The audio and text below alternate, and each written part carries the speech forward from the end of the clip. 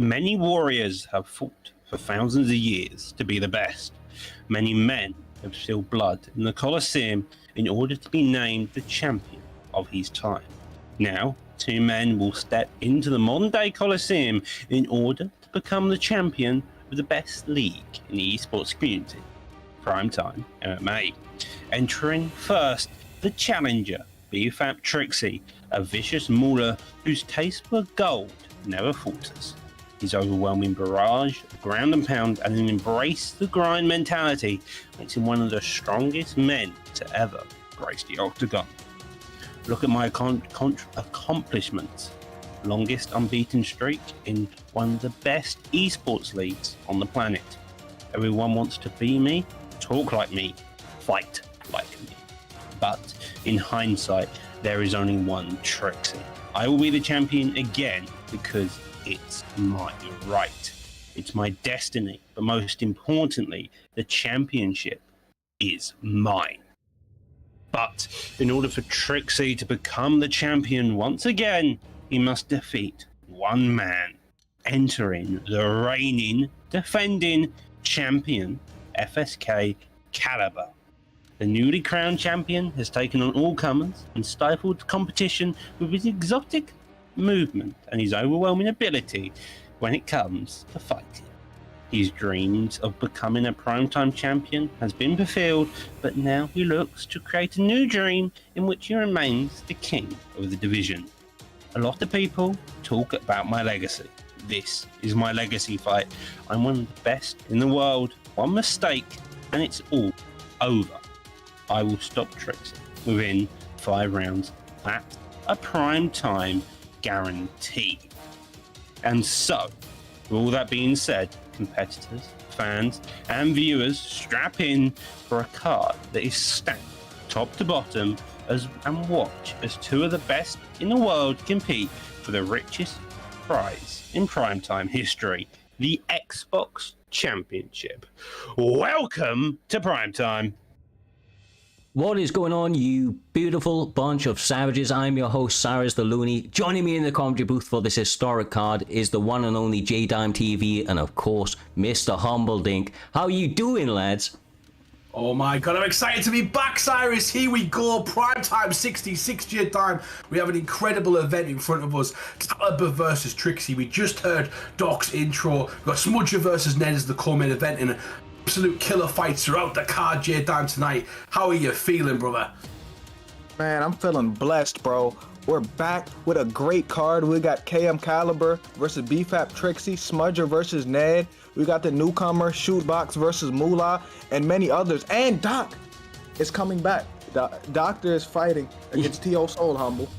Oh my days, we're about to see Dr. Sloth back in the octagon, Cyrus, and that could be dangerous. You know, ring rust, we've seen it time and time again. These old veterans, we know Doc's young, but these old veterans take some time out from the octagon, they come back and they end up face flat on the canvas. Hopefully that doesn't happen to our co-commentator tonight, Cyrus. Yeah, of course. Doctor has been maybe not in the octagon, but definitely around the scene. He's been practicing, watching a lot of the guys, of course, do their thing in that octagon, taking notes, and quite clearly, from what I hear, been putting the work in behind the back. So I'm looking forward to seeing not just his fight, but honestly, every single fight on this card here this evening, lads. It is absolutely stacked. As we mentioned, top to bottom. A couple of major fights, of course, that, really stand out. You've got the main event, KM Caliber, the current champion, reigning for the first defense and probably up against one of his toughest fights to date.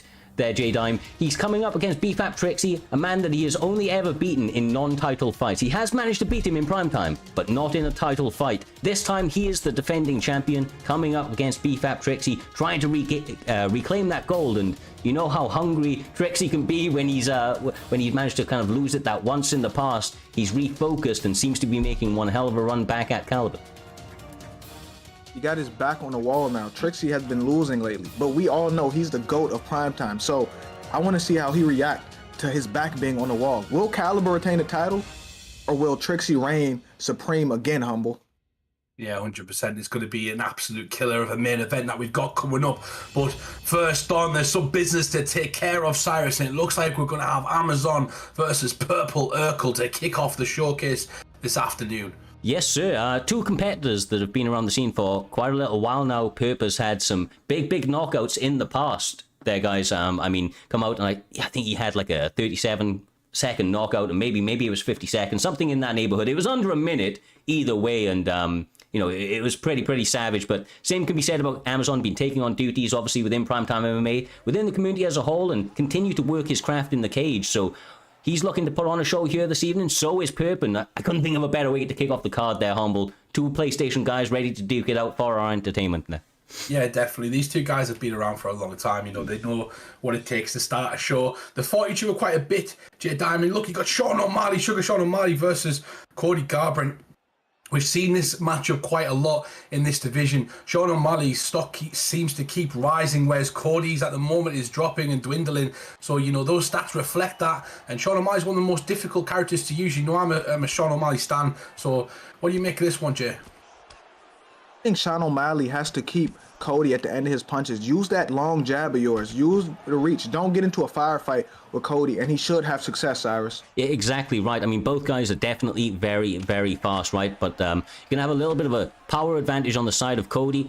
But he's just not going to be able to reach you if you play to your advantages. Right there, and lovely jab, Humble, to kick things off at Amazon. If he's able to utilize that well, really keep this in the boxing range, he could give O'Malley some problems, but kicks like that might keep him at bay.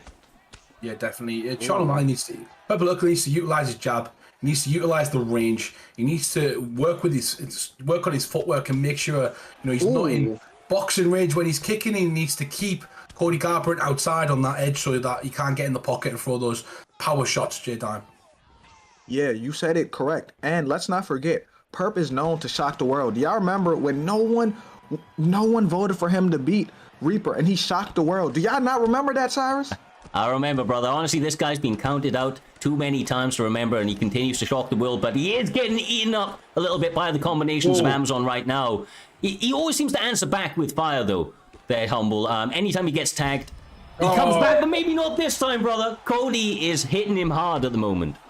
Yeah, I'd switch chances if I was him at the moment. He's getting caught with that lead left hook a lot, and it's difficult when you're a longer range fighter to kind of throw the lead left hook because it's better for a short range fighters to kind of land it when they're in that pocket. It has a bit more pop to it, but Purple are kind of not utilising that. So if I was him, I'd be switching stances, starting to utilise, actually listening, I do apologise, utilising my jab and kind of going with something different, giving my opponent something different to look at, J-Dan. Yeah, and I'm not going to lie, right now it's a close fight, but Amazon is tagging Sean. Like, Sean has been eating some shots you shouldn't be eating from someone with 98 power, Cyrus. Oh, 100%, my man, 100%. I will say that he seems to be trying to go to the body, which is very nice when it lands like that, Humble. But he has to be a little bit more wary of the hands because Cody is tagging him up top. Yeah, the body's starting to open up the head, though, I've noticed. He's starting to land a few more shots and he's starting to...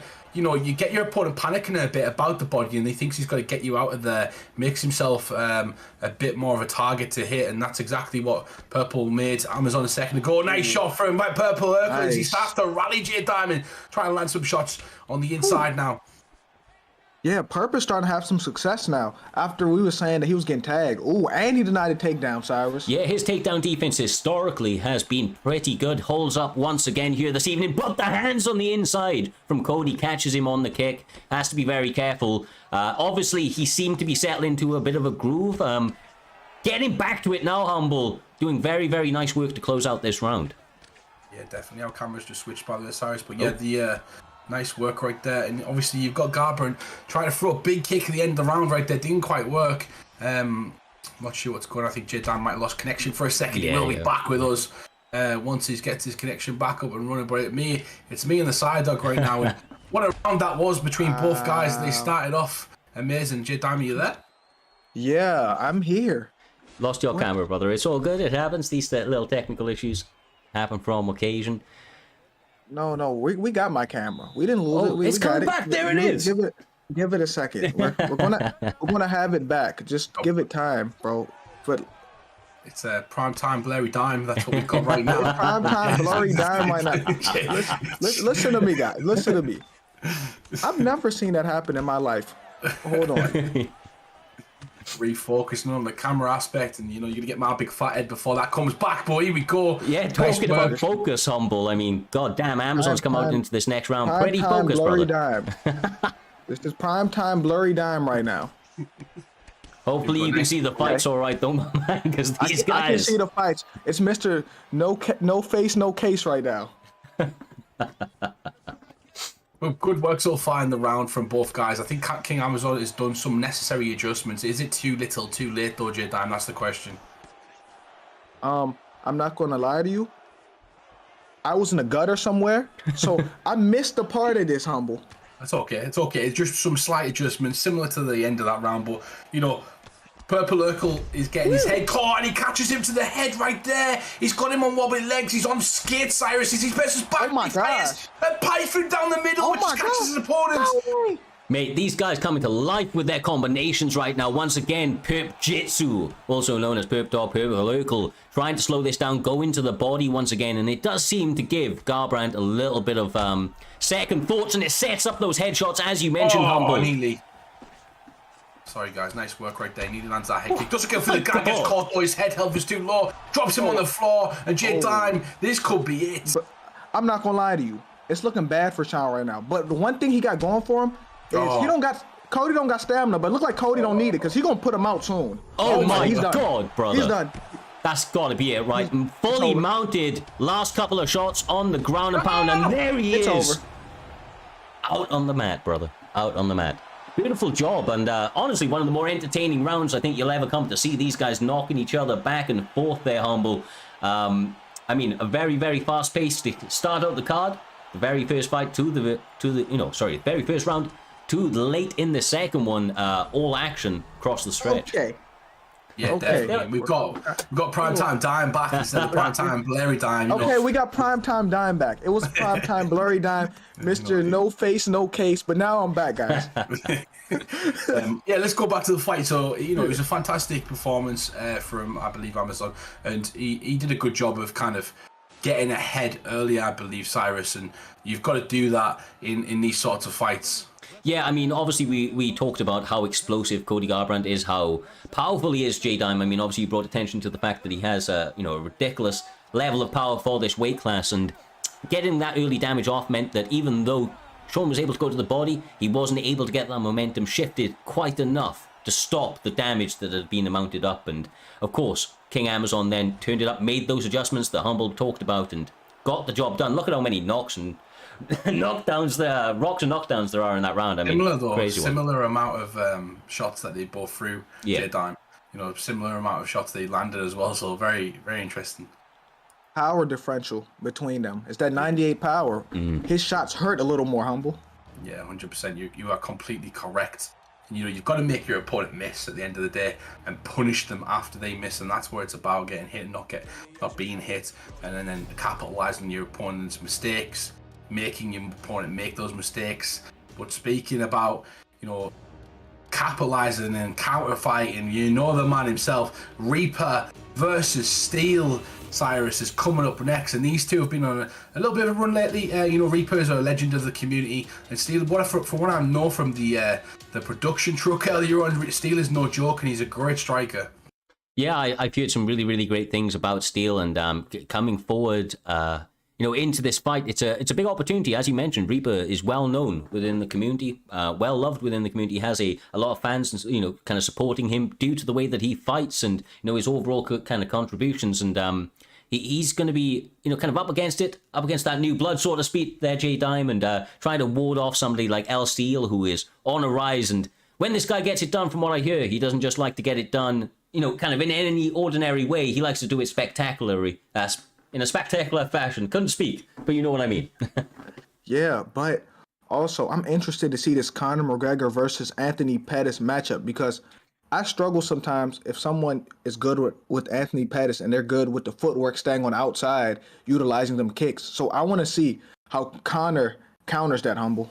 Yeah, definitely. And guys, you can get your bets in right now. One of the things we do in Prime Time is we have a betting system that goes along. You're not betting much, you're just betting your channel points, which means a lot in this community. But you can take part and pick on who you think's going to win, and that's how you participate with this one. But both guys are completely correct. A good Anthony Pettis is very difficult to close the distance on, but good Conor McGregor, it's also the same thing. It's a pretty similar matchup to what we've seen previously, with apart from the extra length, Cyrus, a kicker versus somebody with then powerful hands, essentially. Yeah, for sure, man, for sure. I do like the ability for El Steel, though, to switch stance if he wanted to. I think this is a good position for him, though. It opens up that blast roundhouse to the body. He has to be careful of the lead, though, Jay. Reaper!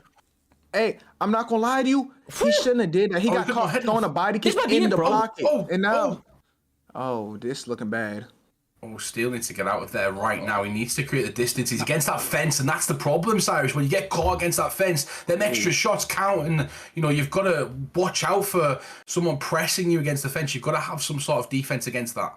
Yeah, 100%. I think that right now he seems to have somewhat his wits back about him. Reaper has to be a little bit careful not to get overzealous, but he seems to be maintaining this sort of pace here, Jay, and seems in full control, my man. He's doing really, really good here, looking clean as ever. As I said. Oh, that's nice. As you say. Yeah, we've seen that. We've seen that Jay Dime as well against Stephen Thompson. That's exactly what Pettis knocked him out with. That Superman punch. Oh, he got to be careful of these kicks.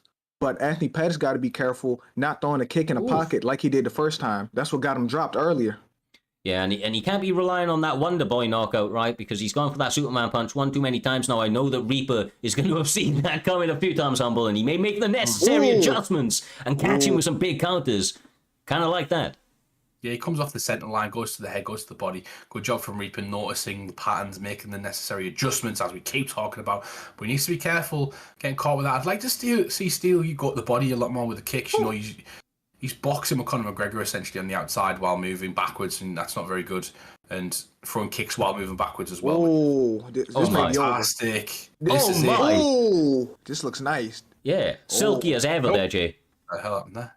Oh, he tried to wrestle him. But if I'm confident. He know he can't stand with me at this point. Never mind. I'm lying, Humble. Maybe he can.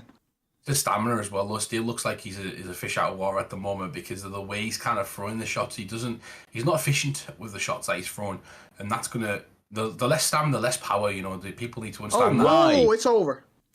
That's it, right? It's got to be it, man. Reaper is gonna pound down this ground and pound till Pettis is out, and right there, once again, gets the job done. The old vet still has life in him yet. There, Humble. That was a really, really focused performance from Reaper here this evening. 100%, a great performance from Reaper, doing what a veteran should do. Welcoming a new guy to the division, welcoming somebody into the PrimeTime MMA octagon, and that's exactly what we're about over here. As Leonidas says, you got a calf league in here. No, you can use calves in here though, and we have 4 stars throughout. Well, 4-star maximum picks, I think it is, throughout the entire prelims. Cyrus, if I'm correct, and then when you get up to that main card, when you earn your way up through division points and KOs and all sorts of different ways, you get up to that main card, you can start to use them 4.5-star picks. We get a good variety of fighters in here, and some of the world's best as well. There's a lot of guys who've been here for a long, long time. They do very well all over the place. We're a community of UFC 4 lovers, essentially. Yes, sir. I mean, look, PrimeTime MMA esporting platform for everybody. Everybody welcome format. Whether you need to train up and find people to compete with, sharpen those skills, or you need to prove that you're the best in the world, we have a platform available to each and every one of you. Once again, Reaper doing a great job here this evening. One of the old vets coming through in a big way, looking very, very clean. I'm sure he's going to be happy with that performance and interested to see what he does with that going forward. But it takes us on to another 2 veterans of the Xbox side of things on this occasion there, J-Dime. It's going to be ICB's Lepo. Newly formed ICB, not the same ICB of old, but now, as one of the leaders of that, he's looking to come forward, put on a big performance against another fabled camp of the Xbox division in BFAP's Warbsy. Not too often you see these guys on the prelims, but when they are, it's going to make for a very entertaining bout, brother. We got Warbsy and Lepo on the undercard on the prelims. Yes. This could easily be on the main card. That's how you know this is a good card. 100%. 100%. Yeah, me and Cyrus are on the same sync right there. 100%, 100%, which means 200% essentially. That's the way it goes. Or if you want it times, it's 1,000%, Cyrus. So, Lepo Wobbsy on the same card on the prelims essentially. And the next fight after that and the fight after that as well, fantastic. We've just got a great card throughout. Matchmaker's doing a really good job. And not just that, the more these guys fight, the more known they are. We know so many of these competitors are building their names amongst the community. A lot of these guys do TikTok, YouTube, Twitch, different things like that, building their brand, Cyrus, and then they come here to show off their skills in the ultimate battleground, essentially. Yeah, exactly right, brother. Exactly right. And I think without further ado, these guys have been biting at the bit. They're always eager to get in that cage. One of the more active sign-up kind of rates of competitors can be said with Wobbsy and Lepo. And without further ado, my guys, we're going to get straight into it. These two are very, very familiar in all weight classes, J-Dime, but in featherweight especially now, there's going to be a lot of options for them. We can see Dustin Poirier, Yair Rodriguez seems to be the fighters of choice. That opens up a whole plethora of options for them when it comes to the striking options, but correct me if I'm wrong, Dustin's, at least statistically on here, going to have an advantage when it comes to the grappling, and some people like to utilize that with him, as it is a little bit of a sneaky benefit that he has. I don't know if I'd use Dustin grappling against Yair. You know what I would do? I would want to box him. Even though Dustin don't have the same stats he do in lightweight, he still has 5-star boxing. And if he can get in a pocket with Yair, it's gonna get ugly for him, Humble. Yeah, it's a good point, and the Dustin's boxing is what kind of wins most of his fights, right? It's what he kind of hurts a lot of his opponents with. It's also what gets him in a lot of trouble sometimes as well. People like Michael Johnson have knocked Dustin Poirier out, and Chanson Young as well ends up boxing Dustin Poirier up. So there's certain things about Dustin Poirier's boxing that can get him in trouble. He's got to use his arse, he's got to mix it up, get him dirty, use the knees, use the elbows, use the boxing, use the clinch, use the grappling, a bit of everything, and that's where Dustin Poirier really shines. He's got a bit of everything. But you are right, J-Dime, his boxing is his main attribute. Yeah, but that's easier said than done because Yair is good from the outside. It's similar to using Anthony Pettis if you know how to use him, Cyrus. Yeah, exactly right. And I will say the one thing that Rodriguez has that always stands out for me is just absolutely lightning shots. He is so freaking fast, man.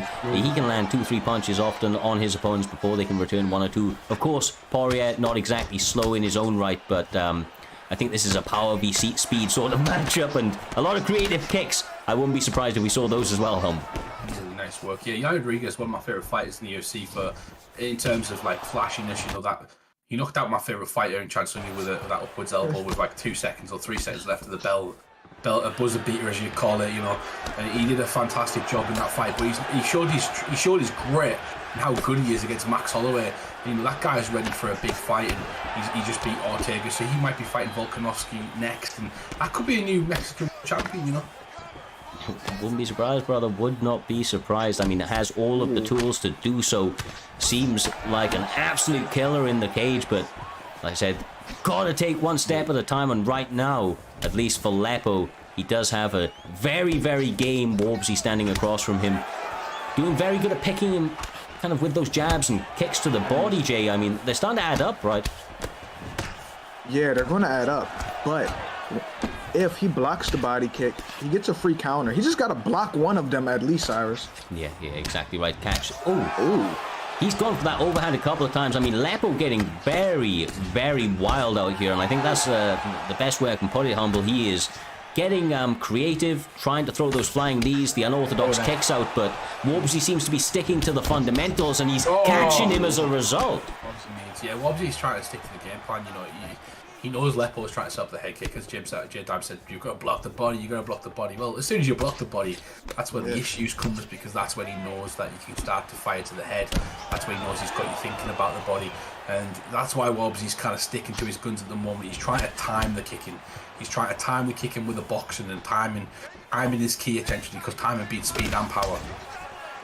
Timing beats all of that. Didn't Connor say timing beats speed? Didn't he say it best, guys? That's what he said, Cyrus. Yes, he did, brother. Yes. Oh my God, Leslie ducking, talk about timing. That was some beautiful timing right there. Ducks it. Doesn't get the counter, but I mean, when he turns it up, Wobbsy quite clearly, knows that he is dangerous, and Lepo has to circle out, because you do not want to take any shots from Dustin Poirier. That power is absolutely obscene. I like the patience too from Dustin Poirier. He had good patience in that Like That's towards close. the end of the round. That's a close round. I don't know who we give that to. You don't. You got to judge. Yeah, I'm not a judge. Because right. we all know third round means more than anything. So it all depends on this one. Either guy, both guys need this one essentially. So it was such a close round. I'd like to see one of the guys kind of go for it a bit and waste some of that. You've took about 10% or maybe 5% off your stamina, Cyrus. You've got to take an extra 10%. You've got to push the boundaries a bit. Yeah, sometimes you've got to go that extra mile, man. Got to risk it.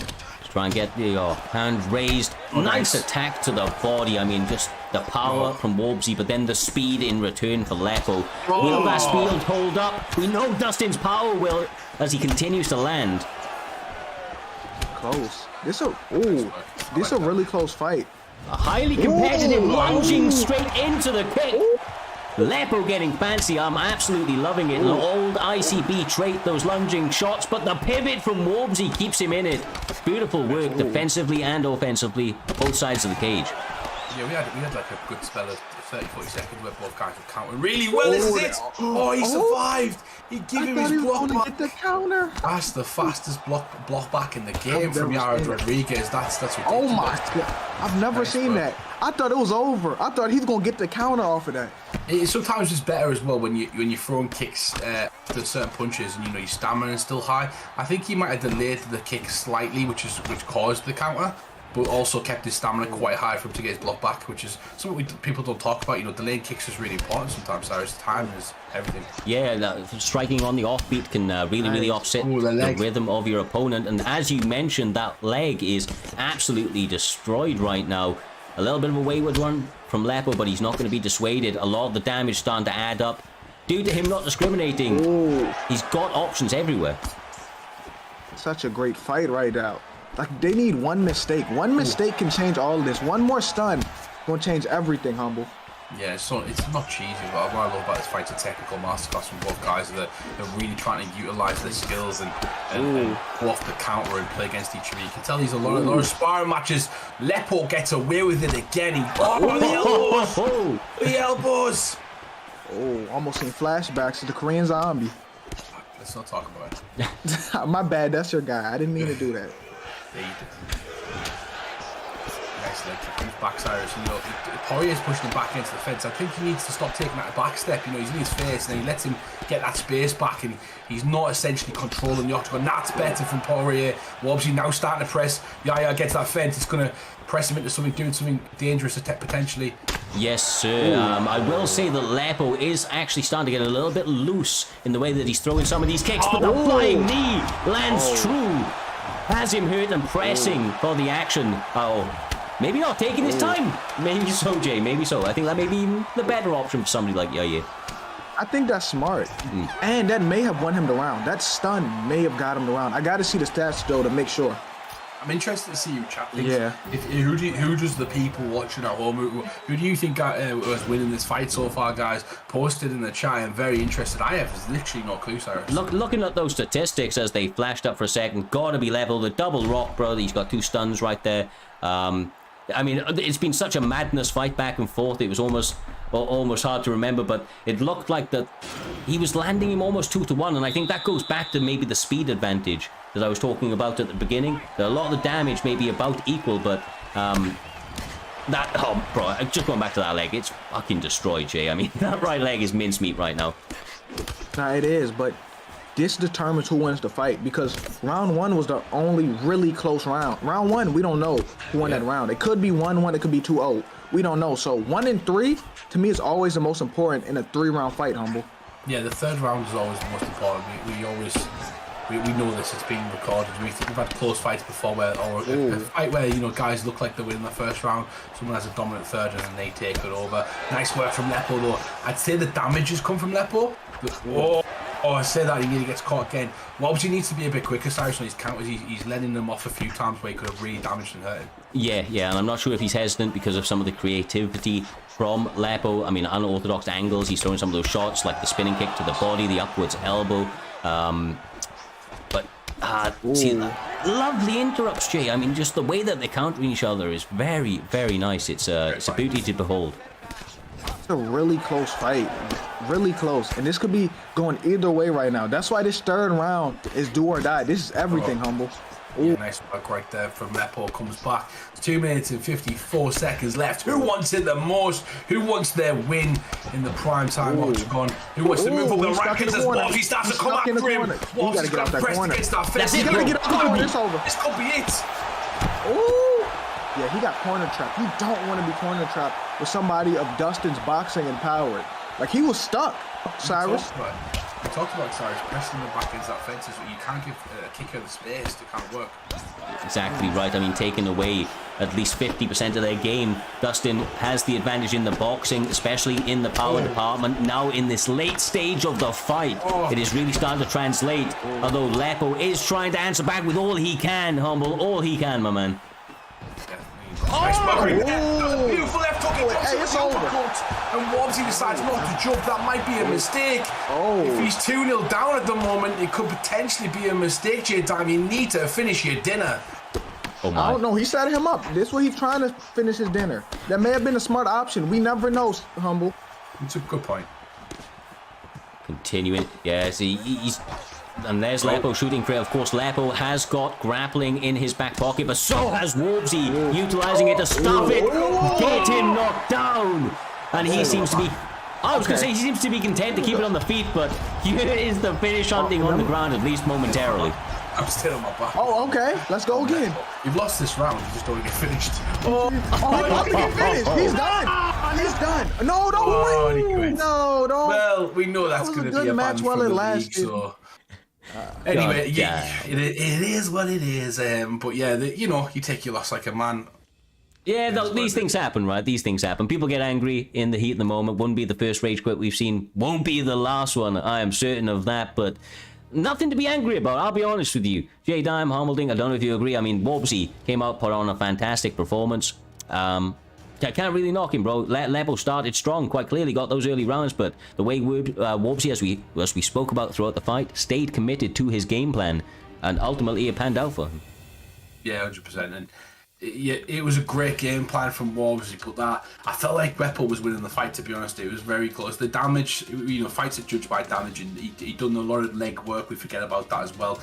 In the first round and in the second round, he continued that. Then he also got some rocks, as we've seen. But Wobbsy rallied. He came through. He done just enough to stay in the fight throughout that fight. And then at the end, J-Dan, it's really about positioning. He changed his positioning from the center of the octagon to near the octagon, to near the fence, and then when he damaged his opponent, we constantly talk about this. You drop your opponent near the fence, you get that extra bit of work, you get that extra bit of damage where you can do some more damage, and essentially... Humble, what happened? You muted yourself. But, yeah, you was right, Humble. But also, he trapped him in that corner at the end. Like, there was nowhere he can go. The cage was cut, he was stuck, going against somebody who had 5-star boxing. So from there, I knew the match was over, Humble. Yeah, 100%. And another thing as well, before we move on, Cyrus, is people are asking what chokes are banned in primetime MMA. So I'll let you take over this one. If Cyrus the bans, the banned on which submissions are banned, Cyrus, in the primetime MMA. It might even be Doctor that we have to go for this one. But, yeah, no, all the bans in and out. The main ones, of course, are going to be like things like, I think, a standing gilly, rear naked choke. I think those are mainly the only two. I'm not sure of any others. I'll be perfectly honest with you. Oh, I've got Doctor. fan techniques. There he is, the man in the back. He has got them on at the ready. Standing guillotine. Back sitting, rear naked choke, side saddle, arm triangle, windshield wiper choke, mounted go-go plata, and any intentional use of bugs, exploits, obviously may result in a disqualification. Little bits in and out. These things, of course, always on. Whoa, Cyrus! What's We're that? just on a raid from Gringo AFC. Thank you, Gringo AFC of 42. Appreciate you, brother. Over 120 people coming over to the Primetime crew. Welcome to Primetime 66. We've had some fantastic fights, Cyrus. We were talking about banned submissions right there. But the next fight is going to be Shooter Docs and Moolah, Cyrus. I know Jay Diamond and myself know a lot about this one. But what do you know about these two guys? Well, I know that you've been hyping up Shootbox quite some time, my man. Quite some time. That man has a lot to live up to, and I'm looking forward to seeing what he can do in the cage that doesn't come too often where fighters come so highly praised from the commentators in the back when we're talking, of course, that you know them that deeply. And I'm excited to see what this man can do, but he is going to have a pretty tough test up against him. Moolah is an absolute savage in that cage. Just to chuck it back to you guys for a moment there, J-Dime Humble. He's been around the scene for a while now. He will take on anybody, anytime, and he has, from all accounts, an incredibly game opponent standing across from him in this cage here this evening. You take this one, J-Dime. This should be a great match. I obviously know Shootbox really well. He's very good at making adjustments, which makes any good player better. Moolah is a tough fighter, so I'm not going to be biased at all. This is going to be a great match between two great fighters, Humble. So I'll let you take this. Yeah, it's impossible to be biased because, you know, we don't know what's going to happen in this fight. There's certain people who I hype up in the community, and it's usually due to respect and actually admiration for those people. And there's a lot of people who can beat me in the community. But can you beat me 5 times in a row? Can you beat me 10 times in a row? And the answer for Shootbox is yes. Humble, yes, they can beat you. Humble, stop acting like you don't. No. Some people can't. But Shootbox can. Oh my Shootbox is that guy that teaches you how he beats you when he beats you as well. And that's where the admiration comes, Cyrus. I will say as well, Humble, right? And this is one of, I'm noticing in the chat, there is a lot of support for Shootbox going into this one. Make sure that you get your bets in. A couple of seconds left. Looks like he is the betting favorite, which is honestly a little surprising for somebody like me who has seen Moolah compete quite a lot. I know that the primetime audience is used to seeing what Moolah's able to do, so maybe it's just the hype coming in behind Shootbox, or maybe that hype is real. The next Hamzat of primetime MMA may be at hand, so we'll see how this one goes down. He seems to be going with the Anthony Pettis pick up against Jorge Masvidal, another kickboxer, up against kind of boxing sort of matchup, J-Diamond. They're starting out nice and quickly, brother. Yeah, if I'm Jorge Masvidal, I need to be in boxing range because Anthony Pettis, I struggle with Anthony Pettis. They're on the outside. That's tough for me, Humble. Yeah, Moolah's really tricky as well. Like, Moolah's one of those fighters that he throws dirty, sneaky shots inside. He's got really good boxing. He's part of TT as well. Fantastic camp in the UFC community. If you don't know TT, you will do soon, because they're a camp that's putting themselves on the map at the moment. You can see a lot of support of Moolah in the chat as well. It's just, you know, there's a lot of support for Shoot because of exactly that. He's done fantastic in amazing in certain competitions. He's beat the likes of Suave Jamie in certain competitions, and, you know, it's really showed certain people up who were supposed to be the best players in the world, and that's where that support comes from. But Moolah is no joke, and this is a fantastic fight already. You can see it, Cyrus. Yes, sir. They are really trying to go at each other in a workmanlike performance, being technical over the course of these opening 2 minutes, and try to find those holes in each other's games as they exchange blows in the center of that cage. I mean, with still another 3 minutes left on this first round and already so much action, I don't think we're seeing a judge in this one, Jay. They are going hell for leather very quickly. Yeah, I don't think we're seeing a judge for this one. And like, I don't know what to say. This is just a great fight so far. 2 high-level competitors going at it, Humble. Yeah, it's like a technical masterclass. You know, there's one mistake again the fight at any time. Sorry to try and cut you off there, J-Time, but, you know, it's one of those fights where they're trying to figure each other out, and this is what both of these guys are good at. So this is why this match was kind of made. And there's a lot of people talking about Shootbox. There's actually about 3 or 4 Shootboxes in the community. Some of them are actually not very nice. You know, they've got a reputation, but peace knowledge, he's not that guy that you're thinking of. He's one of the nicest and most generous guys in the community who puts on his own show and does his own Twitch as well. And, you know, you've got to support these people and not get them mixed up, essentially. But Moolah doing a fantastic job with that lead kick after the straight shot there, Cyrus. Yeah, he's trying to catch his opponent as he circles out, right? He's trying to catch Shoot as he's trying to get away from some of the barrages, the boxing combinations, and it's a little bit on the offbeat, as we spoke about in the previous fight, trying to catch his opponent when they least expect it, having good success. And nice. I mean, those attacks to the body, Jay, are going to continue to pay dividends over the course of a full 15-minute round or fight. That's what you need to do if you're going against someone who's moving a lot, like an Anthony Pettis, or that's how you slow somebody's movement down. You hit them to the body, Humble. Oh, nice. Well, these guys are so knowledgeable about this game. You can already tell Moolah is picking up on certain things Shoot's doing. Shoot's trying to capitalize on that, just his technique. Shoot's now going for the clinch work against that fence, or close to that fence. It's nice. He gets it and against it, and can he utilize some damage? He's got to watch out for them knees, though, that Moolah's doing. I know he knows about them because I threw against them a lot of times, and he gets it to the mat. Only 5 seconds left, but a very close round. Be interested to see how that one went, Cyrus. I'm not quite sure. Yeah, I thought Muller did it very, very well. He did very, very well, brother. match. And I think he just about edged it out, Jay. I don't know if you agree. But obviously, this is a 15-minute fight. Both guys very, very competitive, incredibly close. And they touch him up to start out the second one. Not wasting any time, Jay, getting straight back at that action. Yes, two high-level competitors. This is a really close fight so far, Humble.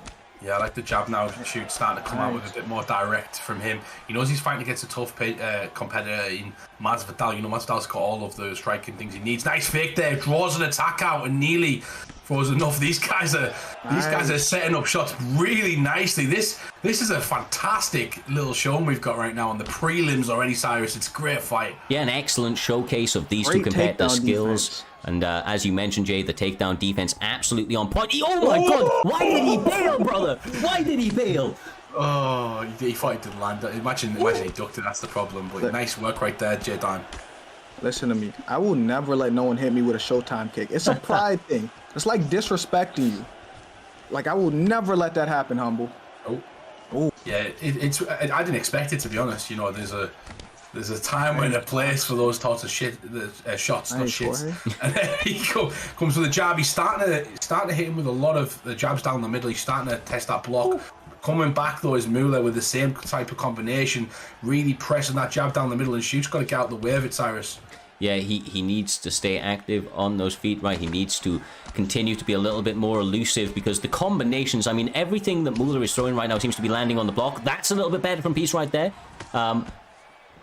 But it just needs to be a little bit more consistent. I feel on the defense, too many shots are starting to bleed through.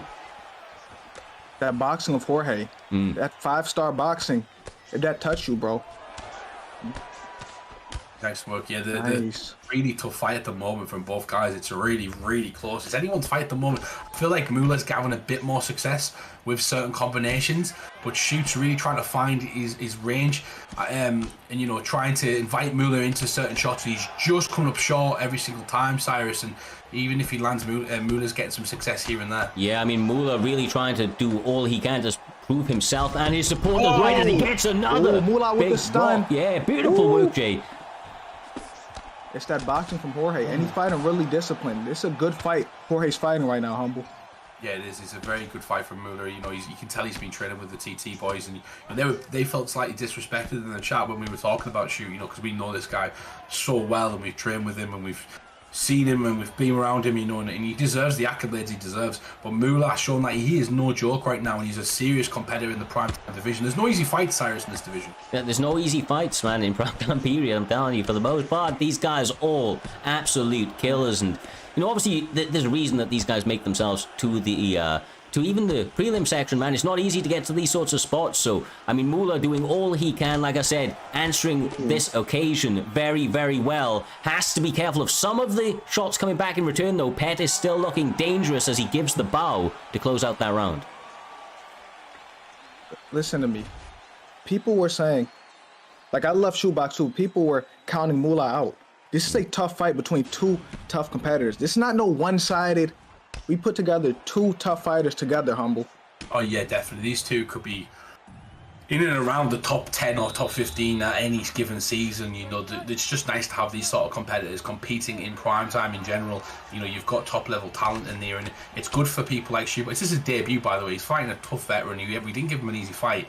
He's got Paddy Pimblett in here. He's coming in with aggression, and he's fighting top competitors already, Cyrus. So you know, there's a lot going on at the moment in these sort of matchmaking. Oh, he catches him.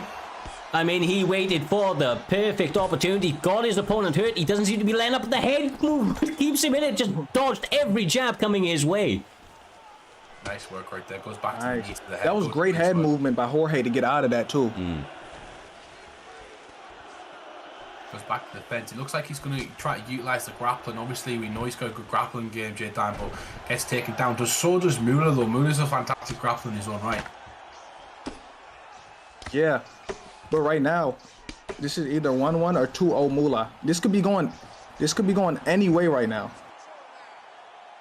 Well, we shall see. Of course, RNC not available from this position, and as a result, he waits and moves across to top mount. 3 minutes left on the clock, Humble. That's a lot of time to work if he's able to stabilize out in any of these positions. Of course, submissions and ground and pound opportunities available, especially for somebody of Pettis' pedigree on the mat.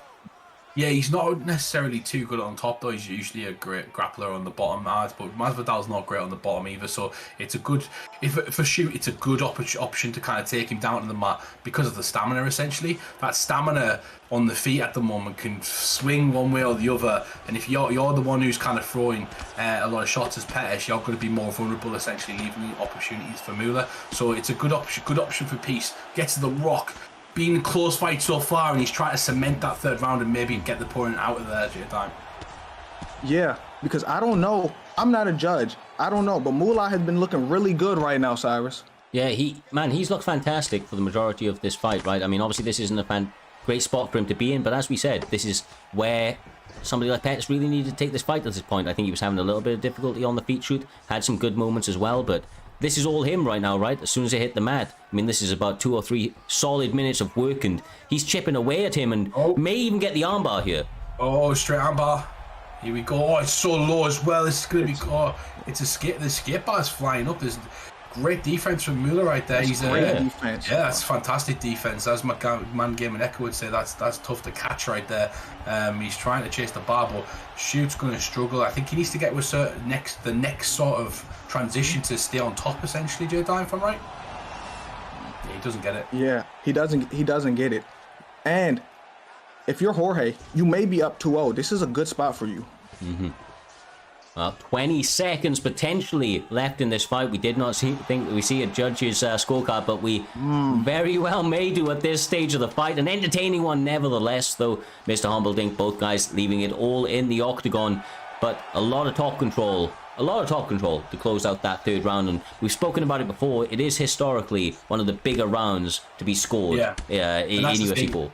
The first round was so close. I have no clue in that first round that there was a takedown at the end of it to kind of solidify it. But if I'm being honest, I thought Mueller was doing fantastic work. I thought Shootbox was kind of struggling to kind of close the distance essentially and land certain shots, and eventually he started adapting his game plan, which was to kind of take him down against Fenton. You've seen great success with that, J-Dime.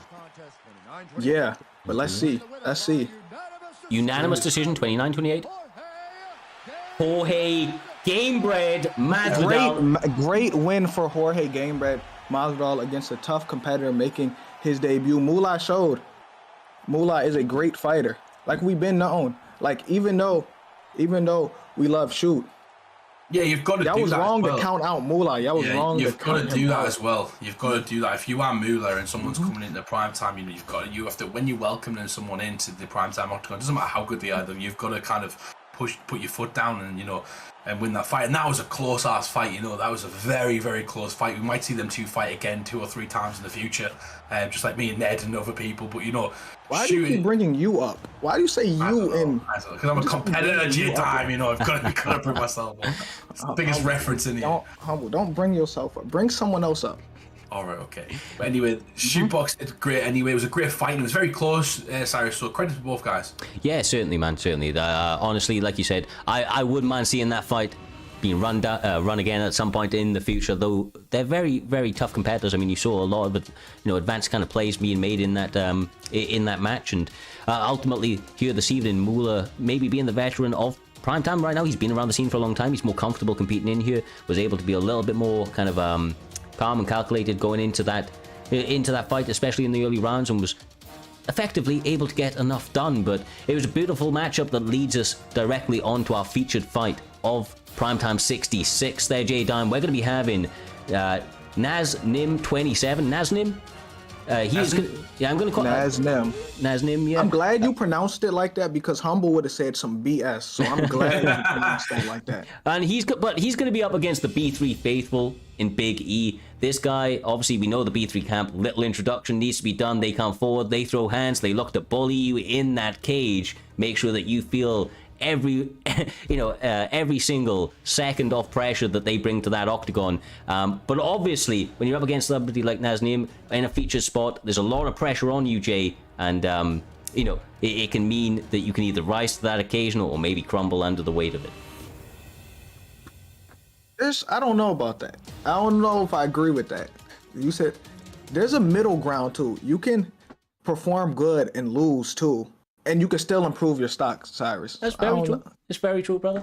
Yeah, I suppose that's all about how you take it afterwards, right? It's all about the individual. Yeah. Every loss, a loss can be a learning experience, of course, but pressure can definitely, either help propel you or hinder your performance, right? And of course, in a visible spot like this, and that's all I really mean in these spots, especially like somebody like Big E. He's been around for a little while now. He's been in featured spots in the past. I believe he's been on the main card a number of times. So going up against somebody like Naznim, who is stepping in short notice, which always got to give props up there, Humble, right? Stepping in short notice, the ability to take on somebody like Big E from the B3 camp on a moment's notice shows the confidence he has, and obviously he quite clearly recognizes the opportunity he has being in a featured spot against a well-known opponent like Big E. Well, there's a lot of people in the chat right now who think Naznim's a fantastic fighter. The scouting for this matchup, it was a late replacement, and they said Naznim deserves a spot. He's somebody of higher caliber, and being from a B3 camp, you're representing the big camp. You're representing a camp that essentially wants to succeed, and that's a lot of pressure to kind of carry on the shoulders. Oh my gosh, he ran to uppercut off the break. Yep, and he catches him square on the chin right there, drops him on his butt, and he's back up and having to reset, Cyrus. Yeah, I mean, look, Big E coming out this fight like we would expect the B3 boys to do, all hands early, getting a rock within 60 seconds, kind of part of would it be a B3 fight if they didn't get a rock within 30 seconds, let's be honest. But looks like Cody has managed to recenter himself a little bit. Just gotta be careful of staying in the pocket, Jay, because I mean, if we know anything about Big E, he's gonna be throwing hands anytime you're in range. Yeah. But Cody head-butted an uppercut in the beginning of the fight. That could have easily been a knockout. Like, he ducked into the punch with Cody chin. I don't know how he's alive, Humble. Yeah, I don't know if he was trying to break his hand or, he's just trying to start the fight off. Some people get better when they get hit. Oliveira gets that plus 100 if he gets hit, as we know, J Dime. Some people get better. But I'm liking the way the range is getting used by O'Malley at the moment. O'Malley's doing a good job of sticking long shots out there, making Naznim kind of deal with that, and then Naznim's having to kind of close the distance. He's having trouble because when he's trying to close the distance, he's having to go through a barrage of punches coming down the middle, essentially, J-Dime. Yeah. And listen to me. You said some people get better when they get dropped. Cody is not one of them. Cody would be undefeated if he got better when he got dropped, Cyrus. Yeah. Yeah, he's not quite like the Charlie Olives, right? He doesn't get that plus 10 every time he gets knocked down. So, he's doing well here, though. I mean, obviously, the player pick is one, but it's about who's behind the sticks. Right now, both guys been landing at a high percentage. I ain't gonna lie to you. B3 Big E once again gets the knockdown, though. The up kick of Doom keeps Naznim in it for a moment longer. I mean, honestly, Jay, just to throw it back to you, how focused is this kid? He gets rocked, he doesn't give a shit, he gets backed up, gets one of his own. Listen to me. That's called being poised under pressure. Just because he got dropped, it didn't stop anything. He went back to fighting, Humble. He got better when he got rocked. We said Gavin doesn't get better, but Naznim does. Didn't he get dropped after? Yeah, but Naznim is starting to pressure. Look at the bleeding from Sean O'Malley's eye at the moment. The bleeding can affect you. When it starts running in your eye, Cyrus, start thinking about other things than fighting. You start thinking about seeing, not going blind, essentially. Naznim whiffing big right there, though. I think the nerves in this round might have been for both fighters. They've come out firing and they're starting to settle into the fight slightly, Cyrus. Yeah, you can definitely see that they're starting to get a little bit looser with their shots, a little bit more creative with it, especially when you get towards that last kind of 30 seconds or so. They either go hell for leather or look to coast it out. These guys were very, very active over the course of that round. As you can see, rocks on both sides. I think, was that 2 knockdowns? 2 knockdowns from B3's Big E. I mean, look, like I said, he's sticking to the game plan, man. Those B3 boys, they come to do certain work, and he's a perfect example of what that camp encapsulates. I feel like Naznim is doing a good job of, sticking in his fight, answering back, but it's things like that, Jay, where he's getting caught a lot. It causes me a little concern for him. Yeah, and he's throwing that jab. That's a nice jab he's throwing. He's hitting Cody with it at will, Humble. He is hitting it. It's constantly firing down the middle. And, he's not just throwing the jab, he's throwing a double jab. You flick the jab out, the first one can catch you, but the second one stifles your attack when you try to counter. So it's difficult to kind of get past that. And it also breaks your block quite quickly as well, and chips away at your head health if it lands through as well, Cyrus. So it's a really important tool. Yeah, exactly. Oh my god, and as you talk about the jab, he lands another one. Both guys trying to utilize that very well. Of course, Sean is going to have a big reach advantage, so if he can really start to be a little bit more... Oh my god, man! Nice kick. The kick of doom saves his life, Jordan. He's back to his feet. He's going forward, though. It hasn't deterred him. It hasn't even really trying to turn it around. He goes for the takedown right now, and this is a big opportunity for Big E to get some damage off. Yeah, I'm not going to lie to you. He's surviving. And he's getting up, getting put back down, and getting up, fighting like nothing happened, Cyrus. He really is, man. It's been pretty impressive. These takedowns, though, maybe a little sign of some frustration starting to settle in, and Big E is going to be... Ooh. Oh, I mean, Stamina. I was going to say stamina. He's been throwing a lot of shots there, Humble. Ooh. Exactly, but you need to catch him when he's vulnerable, and you need to make him miss, essentially. And he hasn't missed a shot so far. He's constantly landing on the face of the guards, and it's chipping away. God, it looks like it's not going to stop. He misses two there, though. Nazim too hurt to capitalize on wobbly legs. The skates are on, and he's rolling backwards down the hill. Can Nazim come back in this fight, Dime? It's a tough one. Oh my! That jab. Oh, Cody's having some success, but that jab is hitting him at will. Oh my God! Oh, this got to be over. The precision, the power from Big E. Getting Nazim pressed up against the cage. Swoops him with the right hook. Fuck, man. That was nasty. E. That was beautiful. Beautiful little hook right there. He was throwing a kick, I believe it was. Well, I can't remember exactly. I just seen I think the animation kind of makes me think that the way it went. But what a beauty. It looks like a check hook. Couldn't get to see it. I think I knocked off his feet. He literally got knocked off his feet with that check hook. That's not just separating a man from his consciousness. I mean, he took his soul right there. That was a devastating right hand. Much respect, of course. Nazim stepping up on short notice up against an incredibly dangerous and game opponent, as we saw. Big E came here, prepped and ready to fight no matter who stepped across that cage from him, Humble. Gets the job done once again. He's going to be feeling very, very happy with that. Seeing the B3 boys going mad in the chat. B3 on top, he said, "Can you see me now?" Yes, we can, my man. That was a very, very good win in an important spot for him, I feel. Going forward into the rankings and the like towards the end of this season. Yeah, 100%. And there's a couple of things that have happened tonight. Competitors who have been here a long time being welcomed by newcomers. We've seen it with Shoot. We've seen it with Nazim against Big E. And these guys are defending their position and defending their spot. They've been here a while. It's slightly different when you're competing. People don't quite understand it, Cyrus. Like, there's a difference between having one shot and competing in a virtual esports competition when you're on a card and there's over 100 people watching you, and you've got commentators talking about it, and you've got to sign into your flight and make sure you're waiting in lobby and doing all these things and preparing. It's almost like preparing for like a real fight. To be honest, it is. It's like I've fought in my life 7 times, and it's like preparing almost for a real fight, in the sense of you've got to get yourself prepared. You've got to think about preparation before you even make the walk and get in there, and then you've got to perform. And people don't do that. They sit on the couch, they jump onto a game, and they kind of play, and that's not what this is. This is, you've got to mentally prepare yourself and get yourself in there, and you've got to kind of shut off everything else. It's a difficult procedure to go through, and some people can't, some people can. Yeah, and I mean, obviously you see it in the people who do the best, right? They're the ones who are able to rise to that occasion, the ones who are able to manage those stresses and, really, really kind of focus those challenges into, phenomenal performances. And I think that, each competitor that makes it to the spot on these live cards have been able to show that, glimpses of it in the past, and that's what they're trying to do in these moments, is capture us, make sure that we are remembering their names going forward, right? And with performances like that from Big E, you're going to remember those types of standout performances, those types of competitors for a long time to come. But with all of that being said, my guys, we are going to be moving on to the main card of Primetime 66. Up first on the PlayStation side of the equation is going to be VUK up against Ripe. Two competitors, been around for a little while now, and myself personally, Jay, looking forward to it. I know that they come with a very balanced skill set, and of course 5-star fighters now on the table, so a lot of options for them. Man, I'm just eager to the rest of the card, man. We're on the main card finally. I'm just happy, Humble. Oh, the main card's always a bang. You know, we have bangers throughout the night, but when we get to the main card, the anticipation goes up slightly. It's like a real UFC event sometimes when we're building up to these fights, because we know what's coming.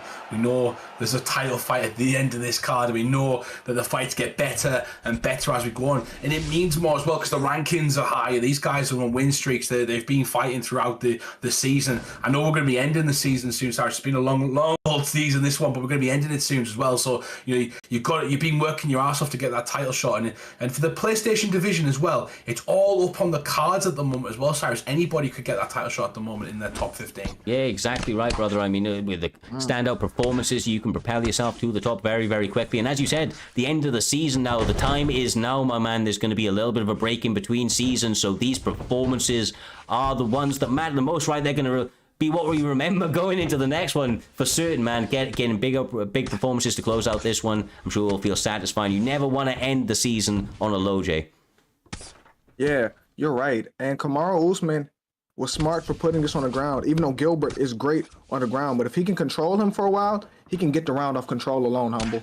Yeah, definitely. Look, Gaiman at the moment is currently 3-0 in the PrimeTime octagon, so he's an undefeated fighter. He's fighting a tough veteran in Ripe MMA at the moment, who's took him down, and Usman's a tough competitor. Gets the transition there to the side control, and he's gonna posture up right now and do some damage. You can't take many of these if you fuck Gaiman, Cyrus. Yeah, I mean, he did a good job.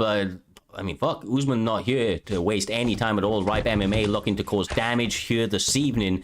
Instantly on the ground, I mean, a little bit more active than you see from most down here. And, I mean, to our viewing pleasure there, J-Dime, I mean, this sort of output, this sort of damage is something that Burns may struggle with, and he does the right thing and tries to work his way back to his feet. But it's difficult against Usman, my man. It's difficult. Listen to me. Ripe is not BSing at all. He took him to the ground straight away, and he's been on top of him ever since. And that's smart, Humble.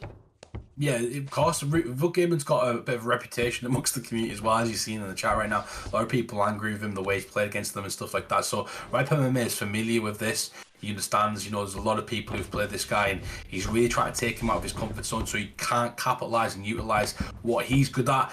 And essentially, this is where Usman's fantastic. If you're going to develop a game man to beat Burns on this game, essentially, and you're using Usman, you want to be using grappling, you want to be keeping him on his back, and you want to be utilising the ground and pound to kind of take him out of his comfort zone, because the boxing of Burns is also dangerous, Cyrus. Yeah, no, it definitely is. But I will say, man, obviously people do sleep a little bit on Usman's power, of course, as well. I mean, that guy can absolutely sleep with some of the combinations, may not have the speed of somebody like Burns, but Burns is going to start to slow down if this sort of output continues, Jay. I mean, this is a grinding sort of pace that Ripe MMA is putting on him, and he's making little to no mistakes in the pursuit of this grappling exchange each and every time. He's fighting a perfect fight. Up to that point, he was fighting a perfect fight. And I think he's won. Unless he gets stunned, he has won this round clearly, Humble. Yes, indeed. And it's a good performance so far. Like I said, it's a strategic in the IQ. If you're thinking about Ripe MMA at the moment, we've talked about it a few times. Ripe MMA has had 11 fights this season. Look, Vuk Gaiman has had 3 fights this season. So Ripe MMA is the experienced fighter. He's sitting lower in the rankings. Vuk is number 13. If he wins this, he's going to fly up the rankings. He's going to end up fighting someone, really, really high up there. And Ripe MMA is defending his spot and making sure that he's not propelling down those rankings, and he's still around that top 15, essentially. Well, I mean, as you can see, more significant strikes on the side of Usman. Got a lot of top control. I imagine that he's going to try to go much back to the well with that, but an early takedown from BUK that he isn't able to get. This is maybe a little bit more of where he wants to be, Jay. Yeah, but he got to get off this cage. Usman got to get off this cage. He's trying to throw them knees to the leg. That's what he's trying to do. He got the back take. Got the back take right now, and there's people complaining about this in the chat, saying he uses this a lot. Well, a lot of people use this and it gets effective. You've got to learn how to block it. There's different ways you can block this. It's not undeniable. Yeah. You can't do this against everybody, because they do block it. And Ripe MMA showing exactly the perfect game plan out to get out of that right there. Cyrus doing a great job. He's going to go for the turning takedown now, though, and Burns does a good job of getting him on his back. And Vuk Gaiman is trying to turn the tides right now. Yeah, some people don't like it, right? But it's ultimately his game plan right there is to frustrate you, trying to make you make mistakes. He's trying to take you where you're not comfortable. Now, after a difficult first round, to stay committed to what he believes is his best route to success, even though he spent a lot of time on bottom, Jay, getting that takedown, he's got to be feeling very, very good about himself, although He reversed it. isn't able to hold it, man. And now, I think Usman is going to keep him on this floor for the rest. Oh, never mind. That's good submission, Humble. Here we go, and it looks like he's going to escape, though. He's going to see if he's got the experience to kind of let go of it and not give the position he does. He sees a threat, though, right now. You know, a lot of people really mad with Game in the chat. This is interesting. If you're not happy with him, fight him. Show him up live on the primetime octagon. You know, if you don't like the way he fights, come in and show up. But I'm thinking Ripe MMA's doing a great job at the moment, utilizing his sort of attributes, and for me so far, he's doing a fantastic job in this fight, Cyrus. I think he's winning. Yeah, I think he's countering very, very well, and he's working VUK to a point that his stamina just is really not going to be able to hold up. Oh, it's lovely, tough. lovely mat return with that slam. And you know anything about Ripe MMA, he's going to go back to that ground and pound, Jay. Lands a couple, maintains position. Educated approach from Ripe MMA so far. Yeah, this is a display of ground dominance right now. Yeah, Gilbert Burns had his moments, but now we're back to where we started. Looks like last round again, Humble. Nice work. Yeah, it is, isn't it? I'm just impressed with the performance from Ripe MMA. It's not something we're used to on Primetime MMA, Cyrus, but you've got to take this guy seriously. You can't let him do what he wants to do, and you've seen he's got skills in certain areas where he tries to utilize them, and he got him down early on in the round, but Ripe MMA really shown his veteran savvy, and this is a masterclass in ground and pound as the lever hits the face. Ripe MMA doing fantastic in this round so far. Yeah, I'm loving what I'm seeing from him, man. He's doing a fantastic job. Like I said, an incredibly intelligent approach to this bout. He knew his opponent quite clearly, had watched some tape, and he's got VUK in a lot of trouble. You know, to be honest with you, he's 2 rounds up, in my books at least, going into this 3rd round, and VUK is going to need to do some big things, Jay, if he wants to remain undefeated in this promotion. I'm not gonna lie to you. What did VUK do to people? I keep reading comments. He made people mad. What has he done to make these people that mad? I'll say one thing. You're judged on what you do in prime time, and you're not judged on what you do outside of prime time in the sense of your style. If you come into prime time, you start exploiting certain things, and you start doing these things to other people, then a word will be had, and essentially you can be banned from a league. But right now, in this league, he's doing okay, and he's not essentially exploiting any moves. And Ripe MMA is showing great combinations, great poise, and he's doing a fantastic job of pressing, Game back, and he essentially win the fight so far, Cyrus. Yeah, I mean, look, Ripe is doing everything right so far. I will say that VUK has impressed me in the way that he, especially in this 3rd round, I thought he might have been a little frustrated, but he's still taking his time and looking for opportunities just like that, breaking on the clinch and the like. Presses Usman up against the cage, even though Usman was the one to engage, and he gets the combinations again. This is fantastic work. Got no stamina though, and Ripe MMA keeping calm right there. Great job. Go for the turn takedown, gets it into side control, J Diamond. Now he's on top, and Burns has no stamina barely. Yeah, and guess what? I feel like he's going to be right here the whole time because Gilbert Burns needs to finish. Usman can realistically keep him here. If he don't want to finish, whether y'all like it or not, he can just keep him here, Cyrus. Yeah, and I think that may even be, kind of honestly, the smartest approach for him right now. He's likely ahead quite largely in this fight. A large portion of the damage ahead of him, but Ripe MMA is not about that life. He wants finishes and paychecks, and he is hunting for it here, Humble, getting that crucifix. That is a brutal spot to be in. God damn, 2 minutes left as well, my man. That's a lot of time to work. Yeah, it's a lot of time working. But Gaiman is in a position where he's going to struggle right now. Nice elbows coming through though from Ripe. He didn't like what he did. A lot of people saying he's exploiting against that fence. I'm not quite sure. I'd have to see that. I don't know if it is an exploit, but apparently it is. When you come off the fence, you throw those shots, you can't stop it.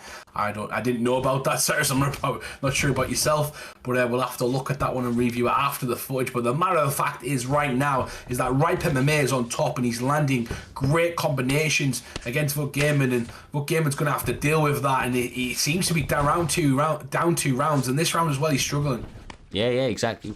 Well, honestly, man, this is really, really active work on the mat. A lot of the time, you see when somebody has a grappling heavy style, especially if you have fears that somebody may try to do some, kind of suspect things to you, then you're going to slow it down and try to draw the fight out, just win the fight second by second. But look, honestly, Ripe is, like I said, he's just not about that life, man. He's here for finishes, and this guy has basically been looking for that the entire time on the ground. But once again, VUK answering back anytime there's an opportunity. Oh, cut.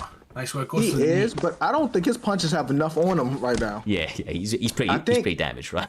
Yeah, I think he needs a gun at this point, like, because he's having some success, but the problem is, look at the stamina. He's already taken a beating for a while. Nice work right there from Ripe MMA, in my opinion. I think that might be the 3-0. I'm not 100% sure, but if there was an exploit in there, guys, we will review it after the matter of the fact. If it's one that we're not quite aware of or it's not in the rules, we will look at that footage and obviously take action after that or give warnings out after that, the matter of fact. But for now, I think Fuck Gamers might be the most hated character in the UFC community I've ever seen in a long time. In a long time. He got his hands up. He's come 90 messages. Hold on, guys. Gilbert Burns got his hands up, guys. Oh, no. He got his hands up. Which way is this going to go, my man? Kamaru Usman. We didn't get the reads. Yes, sir. God. I was like, a Quinter against Khabib when he held his both his hands up and was like, about one.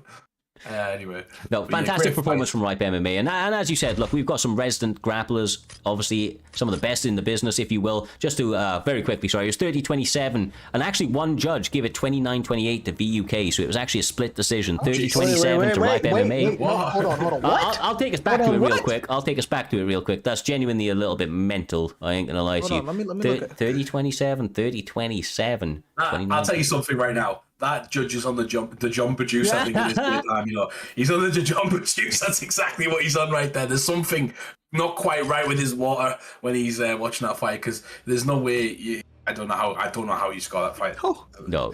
Anyway, well, madness, right? But honestly, the madness, the carnage, it continues to ensue, my guys. Up next are two competitors that are very, very well known to this circuit. It is going to be S&B Blink, and he is going to be taking on the one and only TMF's Chinsworth, one of the leaders of that camp, one of the original members of Primetime MMA back in the day, still swinging to this late stage, always looking to put on a show, and he has a beautiful dance partner to do that with, humble S&B Blink, coming from that S&B camp. Blink. His name is, well, Blink for a reason. You don't blink when he's fighting, my man, and these guys are going to be bringing all sorts of madness to this cage here this evening. Oh, 100%. There's a reason these two are both on the main card this evening. Chinsworth is one of them people that he's just always around, always doing well. He's always in fun fights. He's always in entertaining. If winning or losing, it doesn't matter. He's always in them fun fights. And when it comes to Blink, you've said it perfectly. His name says it perfectly. The fight's over in a matter of seconds. As soon you can't miss it. Essentially, you've got to keep your eyes glued on the screen. You've got to get them matchsticks in, otherwise you'll miss the action, J-Time. And that's what we're about to get. The primetime guarantee has been throughout tonight. It's been an amazing. Thank you to everybody that's come along to watch us. We appreciate you massively. If you want to support us as well, share the link, share it out, host us. That's how you get us around. You don't have to do anything else but that.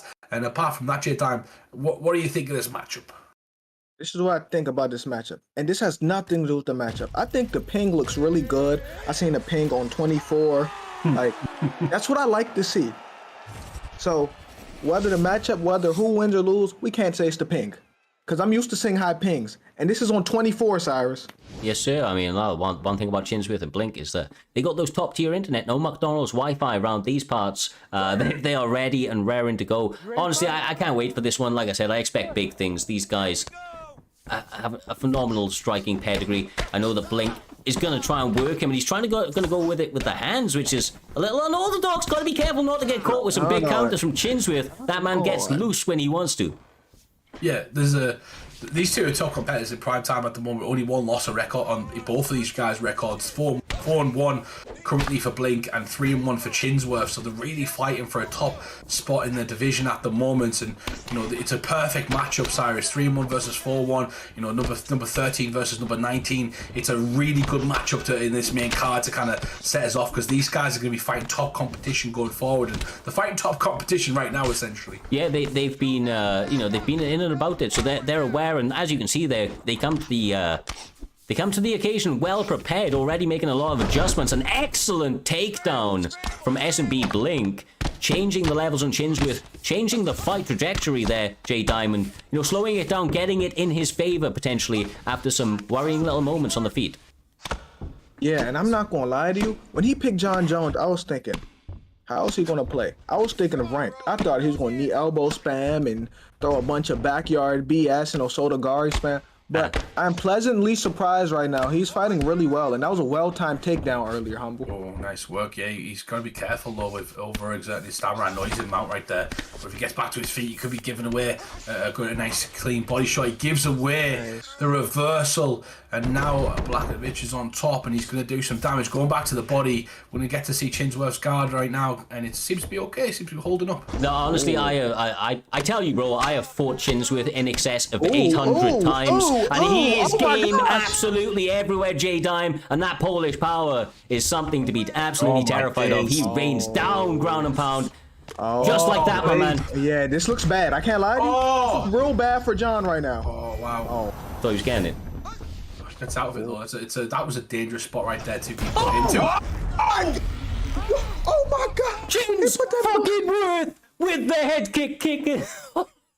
Head kick knockout. God damn, guys.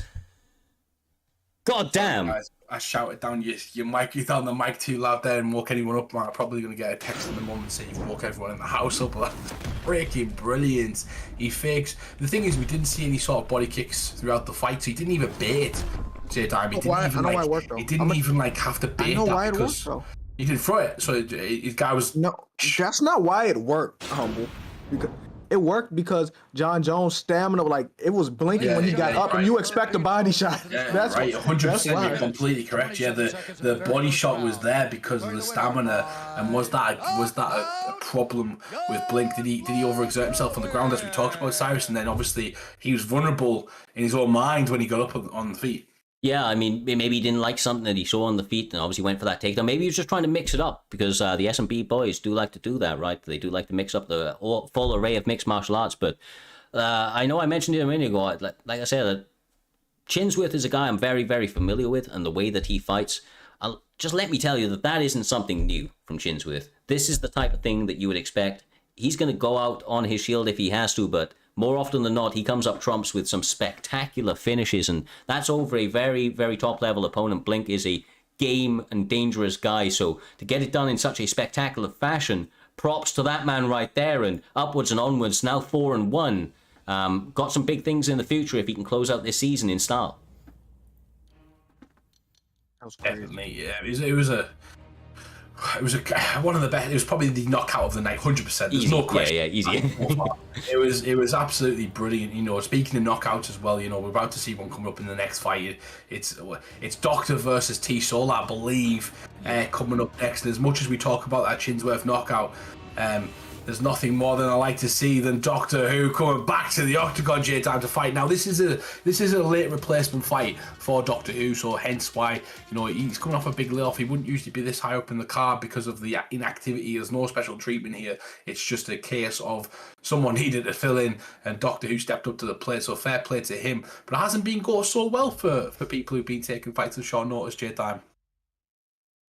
Yeah, you're right. But is Doctor getting paid extra or something? Because we're good. He just filled in, and he's on the main card. Yeah, and he's on the main card. And he's wrangling. Paid a lot for this.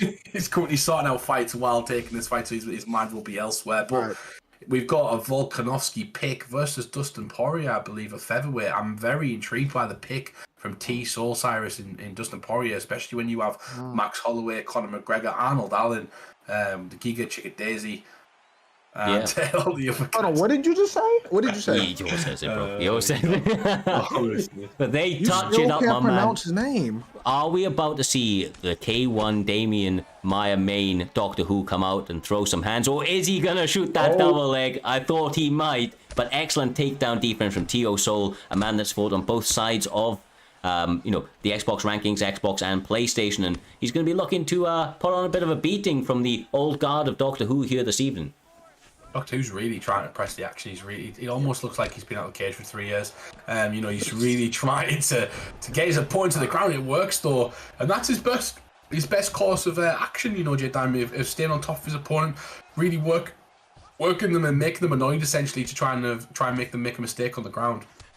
Yeah, I know Doc's game plan. He told me what it is, but I don't know if I don't want T.O. to hear me, so I'm not going to say what Doc's game plan is, but it's clear as day right now, Cyrus. We all know it. I'll be honest with you. We all know what Doc's game plan is. You ain't. Don't you worry. In the words of Doc, kick his legs, take him down. That's what he told me. that is Doctor Who through and through. I tell you that, brother. He is the type of guy on the mat, right? He's not going to take any major risks, and it's what makes him such a dangerous opponent. He will posture up. He will land 2 shots. He will posture back down, Mr. Humbleding. He will take his time. Take that back. Flatten you out and potentially choke you out. And that looks like what he is attempting to do here this evening. Yeah, I've watched him do it against you, Cyrus, so I know. Motherfucker! He's literally doing it. I knew it was coming, bro. He's literally done that to you, so you know firsthand. That's why you talked about it in such passion, because you were raging afterwards. So it's a great game plan from Doc, and he is one of them characters who can kind of frustrate you. If I'm Poirier, I'm doing this exactly that. You've got to be timed on your reversals. You can't rush the get up. You cannot rush the get up because Doc knows you want the get up, and this is what he does when he blocks that first initial transition. He gets the reversal. So your next movement when you get the reversal's got to be patience. It's got to be, let's make Doctor Who guess what's going to happen. You can't let Doctor Who dictate this fight, Jedi. Yeah, you can't. And I think that Dustin is going to be on this ground for the rest of this round. So next round, I would hit Volk to the body. Mix body shots in, throw them knees to body, and mix leg kicks in, because you know he's going to go for it. You know what Doc's game plan is. It's clear as day, Cyrus. Yeah, always is, brother, always is. But the one thing, knowing the game plan, another thing, being able to stop it. Doctor Who is an absolute nightmare on the mat. For this very reason, he will stay committed to his game plan. And honestly, he's no slouch on the feet either, so if T.O. Soul is able to work his way back to his feet, and he's not out of the woods by any stretch. He seems to be doing a good job, Humble, of staying fairly composed, but for my money here, this is one-way action over the course of those 5 minutes. Be careful here. This is it. Knocks hit the nets on ice. Here we go. He got away with that one right there, but yeah. How did that not stun him? Hold on. How did that body shot not stun him? His stamina was gone. I don't think it landed clean, but there's not a lot of shots different between these guys. If you're Dustin Poirier right now, and I'll tell you, because I played Doc quite a bit when he came over at PlayStation, just to kind of rub it in, Doc, that we've got some good players over there. You've got to attack the body. You've got to attack the body a lot. I think Jay Dan was mentioning it during that round as well. You've got to attack that body. You can't let him dictate the position in the cage. That's the main thing. When he comes forward and when he pushes you to where the position he wants to be in, you have to make him work for that position essentially. And that's exactly what Cecil looks like he's doing right now. He's really trying to press it in, and Doc is pressed with leg kicks, Jay Dime, as he spoke to you about. I told you what he's told me the game plan was. That's smart. There we go. Dustin, push him down. He may end it. Dustin, will he end it? Will he end it? Didn't mess about. He's going back to the feet, and T-Soul's pulled it back now, Cyrus. Yeah, I mean, those leg kicks though, and then the takedown to boot. Doctor Who trying to mix it up on him, and he needed that. He got rocked very, very big from T.O. Soul, slowing down the pace. There's a lot of time to work as well, Jay. I mean, fuck, man, 3 minutes 45. That for either guy, there's submissions or ground and pound opportunities available. I'm gonna tell you the problem here. Like, if Doc doesn't finish him or get a sub, this groundwork will be for no reason because he already got dropped. So that round's automatically going to Dustin. Very right, actually. Yeah, the damage, right, Humble? Yeah, that's a good point. Yeah, but he's also got a good opportunity to kind of pick away and he's got to do some damage, like you said, Jim. He's got to kind of make the work put in there. But every second that he's not on the feet, every second he can't get finished as well. So you got to think of it like that. He didn't block that. He's got to block these transitions essentially and do some damage on T-Soul, because T-Soul got some big offense at the start of the round, and Doc's trying to eat it out right now. Oh my gosh! Oh, he lands some absolute hellacious punches coming down the center of the pipe right there.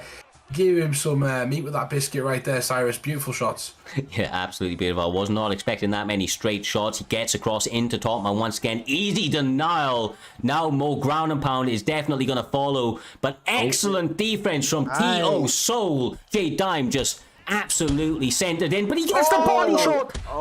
Rob Higgins! Oh, will he? Oh, he didn't press, and he made a massive mistake right there, Jay. Oh my God. Oh.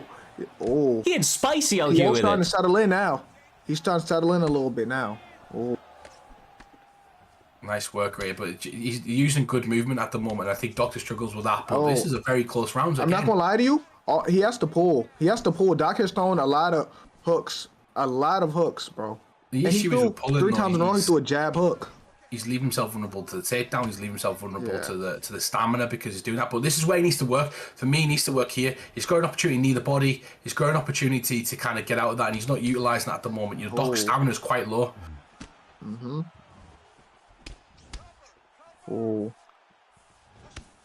Nice work again. Oh, he misses massively, and he comes back through. T-Soul doesn't get the counter, Cyrus, and Doc's still trying to work on the feet, maybe to his detriment, but he's done some damage himself. It's a close round.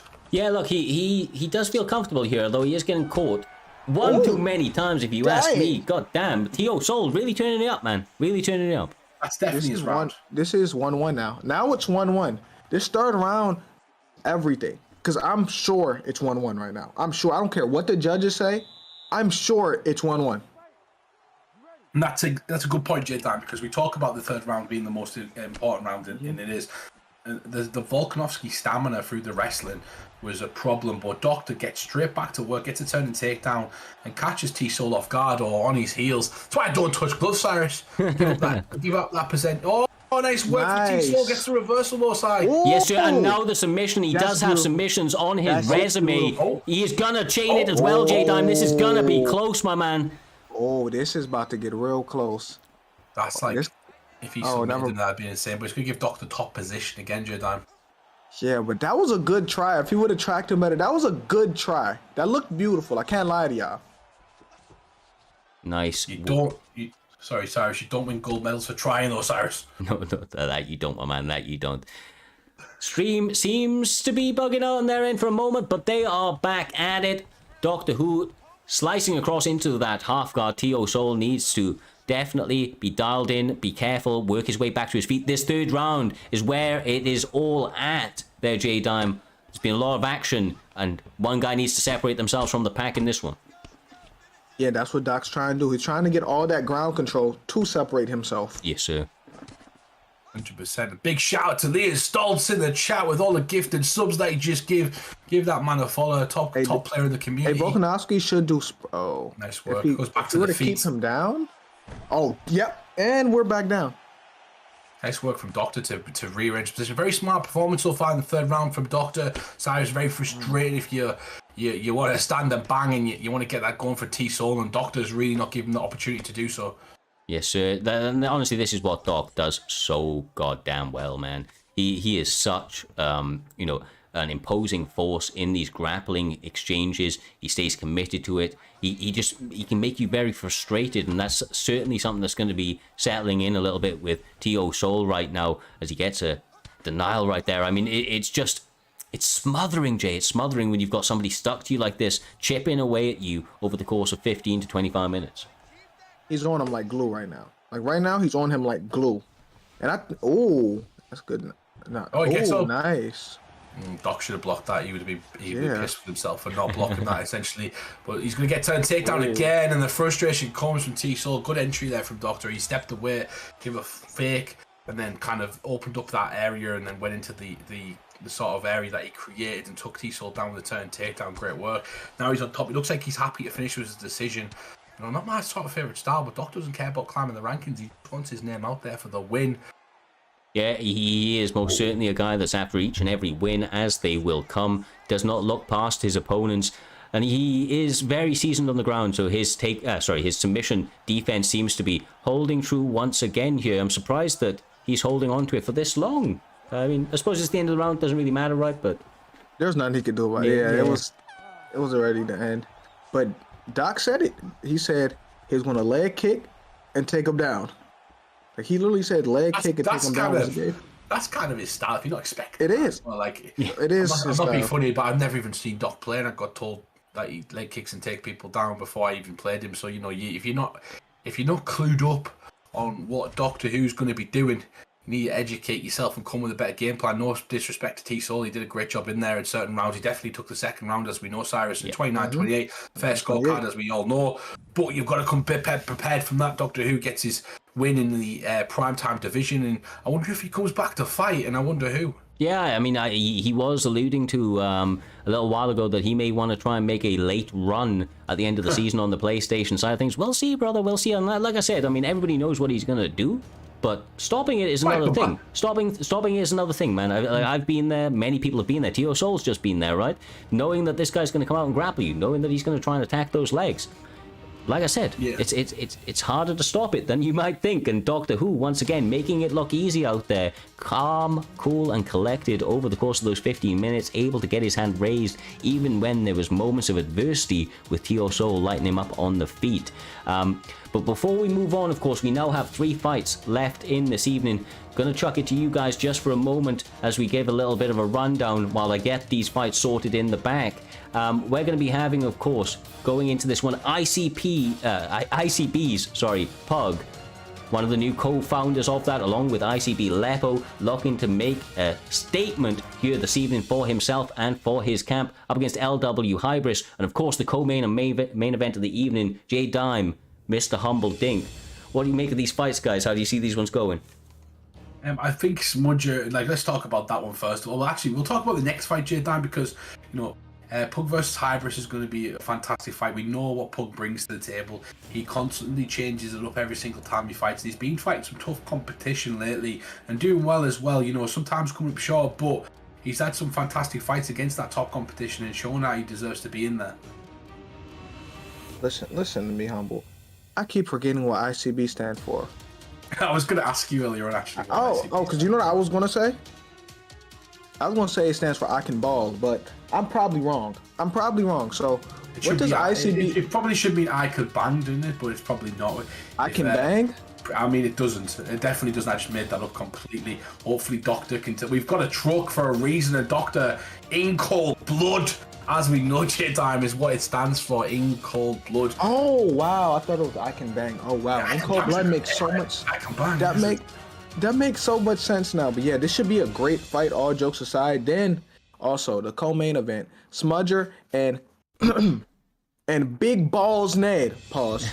That should be... I got to say pause every time I read it. That should be a great fight as well. Like, it's just so many great fights. Trixie, Caliber, I don't even want to talk no more. Humble, you got it. No, we've got Trixie versus Caliber. We've got a big story for that one, which we'll get into in a couple of minutes after the fights have took place. But I believe the time is up, Cyrus, and we're ready to break. We're ready to jump into the next fight. Pug versus Hybris, Cyrus. Here we go.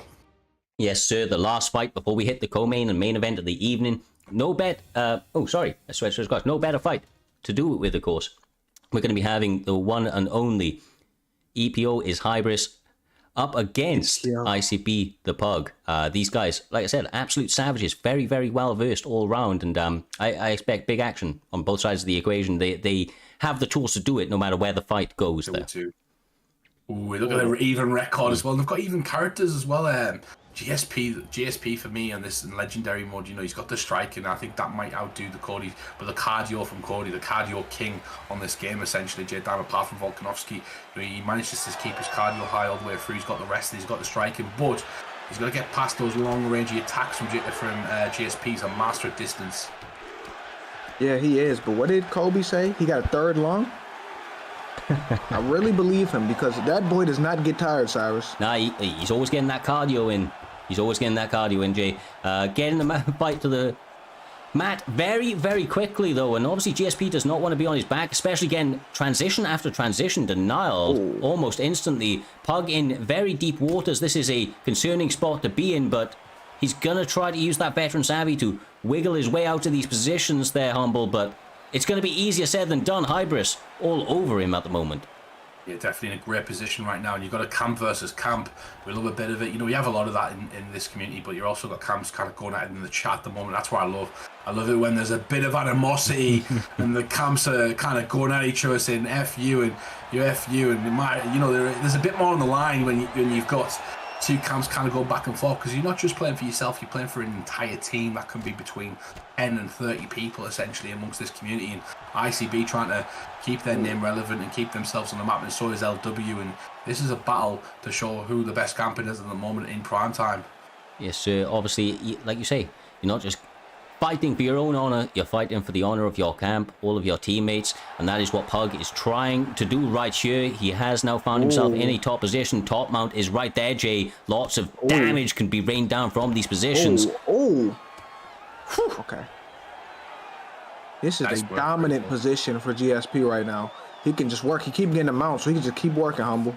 Yeah, definitely. A beautiful work. He's not letting him off. Oh, this is it. Covington starting to blink right now. The bruising starting to swell upon his face. He's starting to feel the leather. And not only that mount position, not many people talk about it, but if you've ever had anybody on top of you in mount, when they hit you, your head bounces, your back of your head bounces off the floor as well. It's like there's nowhere for your head to go, and those are really damaging because you're getting hit twice essentially. Yep. You're not getting hit with one shot, your head's bouncing as you're hitting backwards, and those back of the head shots are sometimes worse than the initial strike to the chin or to the jaw essentially, Cyrus. Yeah, double concussive blows, brother. Double concussive blows.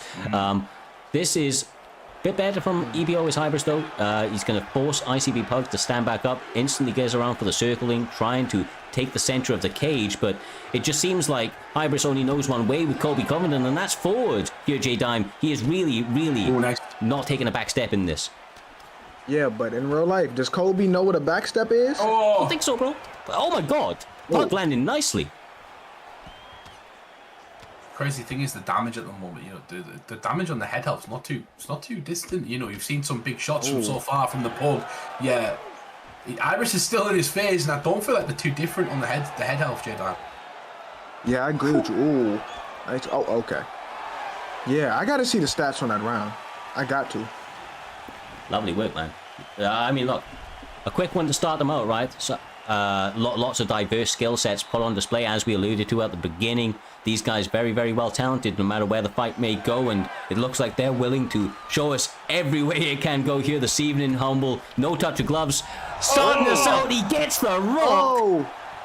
Nice shot. He comes down and beautiful work and nice work. Someone put in the chat a second ago, and I think it actually got Hybris up and said, don't be getting put on TikTok, Hybris, or the Pug must be getting those TikToks out there. Shout out to the Pug and his TikTok. If anyone wants to post that in the chat, they can do. We don't know it, so we will shout out the boy for the Pug boy. You don't want to be putting those TikToks, J Time. It means the world to people. You know, you don't want to be putting someone's highlight reel. Yeah, that's the worst, being put on someone's highlight reel, because they can see that name. They can see his name, EPO as Hybris. I would have said that's not me. If I get put on TikTok, I'm saying that's not me. I don't know who that is. Yeah, exactly. That's Irish. But great fight so far. The Pug and Hybris really showing out at the moment. It's a tough fight for this. Well, this round's been a tough fight for Pug. He's been caught a few times, but the head health looking similar. Can Pug get going, Cyrus? Yeah, I mean, look, he's definitely having moments, and just like that, the damage he's actually landing on EPO as Hybris is actually sneaky. It's really chipping away. I actually think he may have the advantage in head health, which would be a little bit crazy, honestly, but it's just so razor thin in the way that these guys are slipping punches, really letting everything fly, Jay, willing to live or die by that sword. Yeah, but someone's about to die. Someone's about to die by that sword. Someone's living. The other one's about to die by the sword, Humble. Nice to the knees to the head. Pug just made a mistake right there, because you got to push through, you got to push forward if you're going for that takedown, and he didn't you can tell he didn't hold on to the forward button as he did it. He just went for the takedown, and it kind of lets go if you do that slight mistake, but I believe he might have got that to the feet though, and the pressure's on from Covington. He's not letting him off, Cyrus. He's got him. The positioning is really important right now. Always, brother. Positioning is, it's going to set up everything, man. You've got to be in range for your shots. It's really hard to maintain that range, though, when you've got somebody like Compton pressing up against you, using body uppercuts to cut off that duck. Of course, he's using a lot of kicks and hook shots to try and stop the movement. Look at that right there. EPO is Hybris. maybe on the EPO, J-Dime, because he's looking dialed in here this evening. Looks like he's been putting in as many rounds as possible in the, in the lab. I promise you he's not on EPO right now. I promise you would be able to tell. He would be doing some different stuff right now if he was on EPO. Such a fucking great name. EPO Hybris is such a great name. Yeah, it is called. EPO is a brilliant name. But yeah, it's Colby Covington's an interesting character. He's got all them brilliant nicknames from Dan Lambert that he used to get, and he called everyone and the rest of the community. It is great, but you see the Pug showing him that he's not going to be a nickname tonight, and he's really trying to put that damage on him. The head health starting to drop slowly from Covington. There's no been I can't remember big damaging shots, big sort of rocks or anything in this round so far, Cyrus, but it's been very, very close. Yeah, they've been chipping away at each other more often than not. No kind of single shot to separate it. I would be interested to see the statistics going into this third and final round. We will see if we get it. Tell a lie, that spinning back fist to open it up. What are we talking about? Colby Covington came out of here like a bat out of hell. Right. Yeah, you're right. Yeah, you did. Hold on, you are. What does it say? Last round. Last round, my man. Last round, third and final. Am I He now? said you were winning or losing. I don't know what he just said. I read something.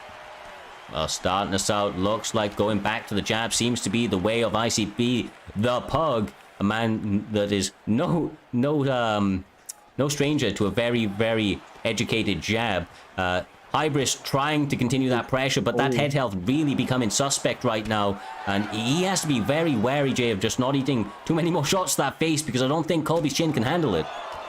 He's getting I don't know. Colby's good at taking damage. I don't know.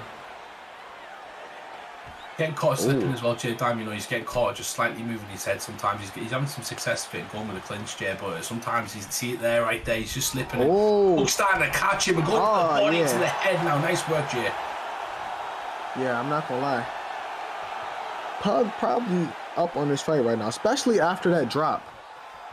Yeah, he gets the takedown to go with it. Very, very smart move from this man right here. He knows that he could, could potentially be one apiece going into this one. He's going to take this fight down after a rock. The third is often, as we've mentioned, the most important one. But he is going for that finish. This is it. It's over. It's over. It's over. ICB, the Pug. Oh, Getting thanks. the win in the third round. They don't like each other. There was a lot of I told you that there was a lot of trash talk between the teams in that chat at the start of the fight. There was a lot of fuck yous, and there was a lot of, there's a lot on the line in this fight. And Pug's a guy who wears his heart on his sleeve. He's somebody who carries his emotion with him into the cage, and sometimes it's for his benefit. Some people, Cyrus, they do better when they're emotional. Some people don't, but you wind him up, and he lets go, and you get what you deserve if you kind of wind someone up. So you've got to be careful that you've got to be careful. Maybe don't poke that bear, right? Because it'll come out, and you'll get performances just like that. ICB the Pug, I think that he may have dropped his last one. It was focused. He had some people coming after him as a result, and here this evening, that was as focused, as committed to getting that W as we've seen the Pug in quite some time. That man suffered adversity in that fight. EPO is Hybris, as game as ever, but not able to fully amount an offense that was enough to stop the Pug and that will force here this evening. Fantastic performance, fantastic fight, and it takes us beautifully on, guys, into our co-main and main event of this evening. These fights, we've kind of spoken about them on occasion leading up to it. Of course, Smudger up against Ned first. I'll throw it to you there, Mr. Humbledon, because I know that you know these guys intimately. Intimately. Intimately? Yeah, intimately, bro. It means deeply. I do know these guys deeply. Yeah, intimately. I'm not quite sure. Wow. Deeply. Yeah, these guys are obviously Smudger. Ned's a campmate. He's been a good friend and somebody who's been around for a long time. Also a veteran outside of campmate. He's a veteran in the PrimeTime community.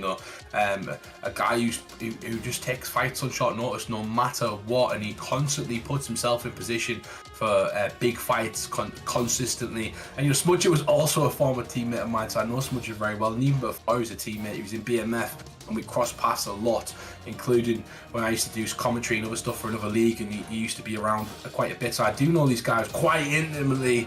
Ned, a fantastic pressure boxer. It's all about his head, essentially, J-Time. Ned's one of those players that can get his own head sometimes, and kind of it does impact his performance. He's got to be He's got to be in the zone essentially to perform, and when he is, he's very difficult to beat. But Smudger doesn't have that problem sometimes, and that's where these two are gonna. It's gonna be an interesting, because if Ned can get in the zone, it's gonna be difficult to beat. But Smudger, he is gonna be difficult to beat no matter what, and Ned's got to be on top form to beat him tonight essentially. You know him best. You know him best. That's your teammate, and what they say, you know him intimately. You get me? Bro, you trying to turn that sound literally means a deep knowledge. Go Google that shit, my man. I'm not saying you're wrong. I'm saying people don't use it that way. That's what I'm saying. I thought you were trying to caress him. He's coming off. Ned's coming off a long hangover as well. He's just came back from UFC London.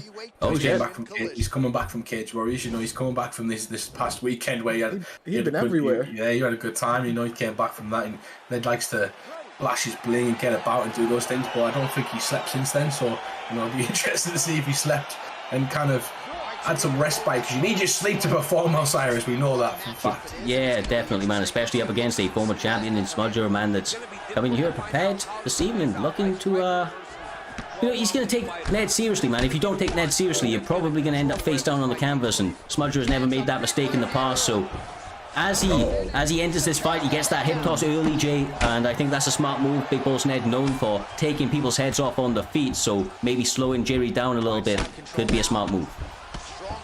Yeah, and this is the second time we've seen John Jones pick. I don't usually see John Jones in primetime, and I didn't see knee elbows. I really be expecting a knee elbow every time I see John Jones. I have PTSD, humble.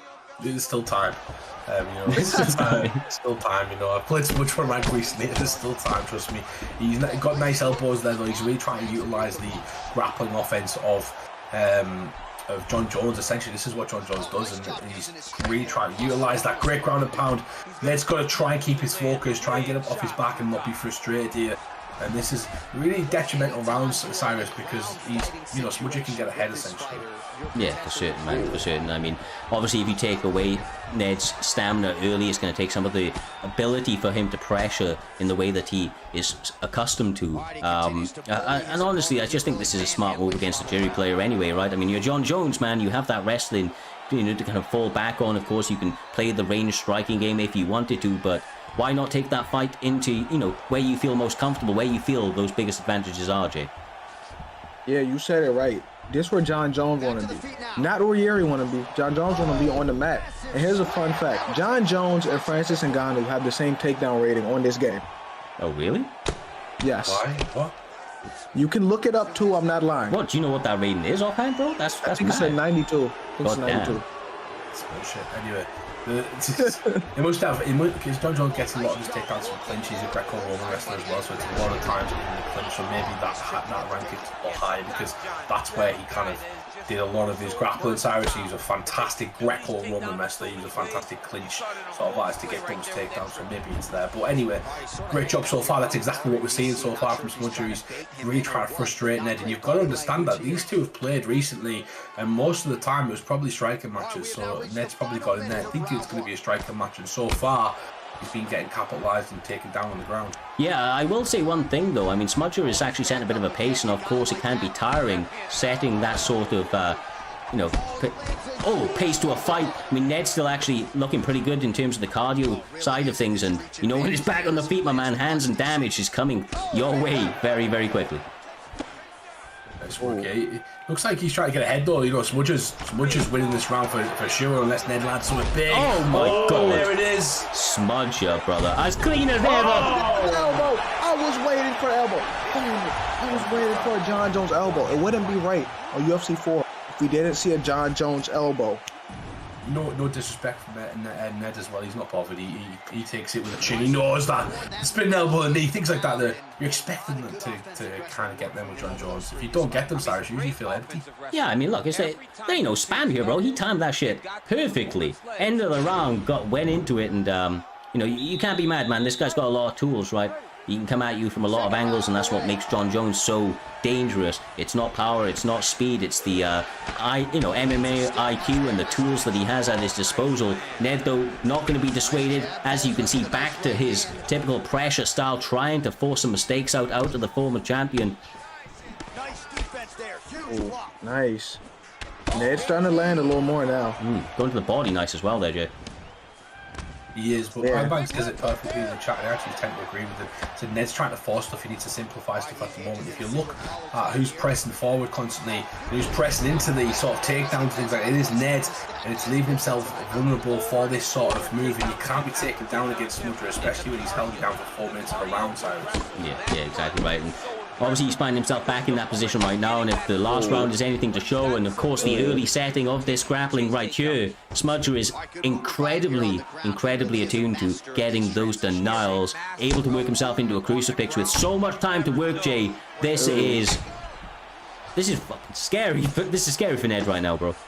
Yeah, Ned's in a bad spot right now, and John Jones can easily take this round off this alone, but it looks like he's going for finish. He's not just okay laying there, Humble. Yeah, he's not, and he's done a lot of grappling rounds, sorry, sparring rounds with people at the moment, but he's done a lot of grappling rounds, who knows.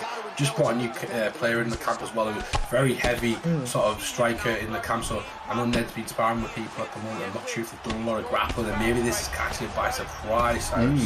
Yeah, I mean, look, I'll be honest with you, I wasn't expecting this from Smudger, other than the John Jones pick, but he's doing really good, man. He's looking calm and composed. He just looks in control right now. And look, we know how dangerous Ned is. He's staying composed himself. He's trying to mitigate the stamina loss and the damage coming his way. But it can be tough, man. It can be tough when your opponent's not really giving you any openings, not really making any mistakes so far. Is Smudger. Yeah, John Jones also is fighting his fight. He's not fighting Yuri in the pocket. He's staying away from the power. He's fighting really smart, to be real. That's good. Yeah, one of the things Smudger's really good at is he likes to bait the body shot for an uppercut, for a pullback. So he's one of them characters who will kind of, he's got a, yeah, you see it right there. He's kind of throwing fakes to the body, trying to throw a reaction from a hook or an uppercut, and then he's going to try and counter that uppercut or straight. You can see him kind of trying to get those reactions. And the other thing is, he's done a lot of work on the ground so far that now he can afford to strike. You know, Ned's less dangerous on the feet now than he was in the first round, Cyrus. Yeah, exactly right, man. Exactly right. And this, like you say, holding into that cardio, man, is tying him up, trying to slow that fight down and take your opponent out of their comfortability zone. Like I said, honestly, man, Smudger not taking too many wrong turns right here. Some good work right there from Ned, landing a couple of combinations. We know the power of Jerry is absolutely terrifying, but that chin of John Jones holds up more often than not, and a little bit more is needed if he's going to be able to separate that man from his consciousness.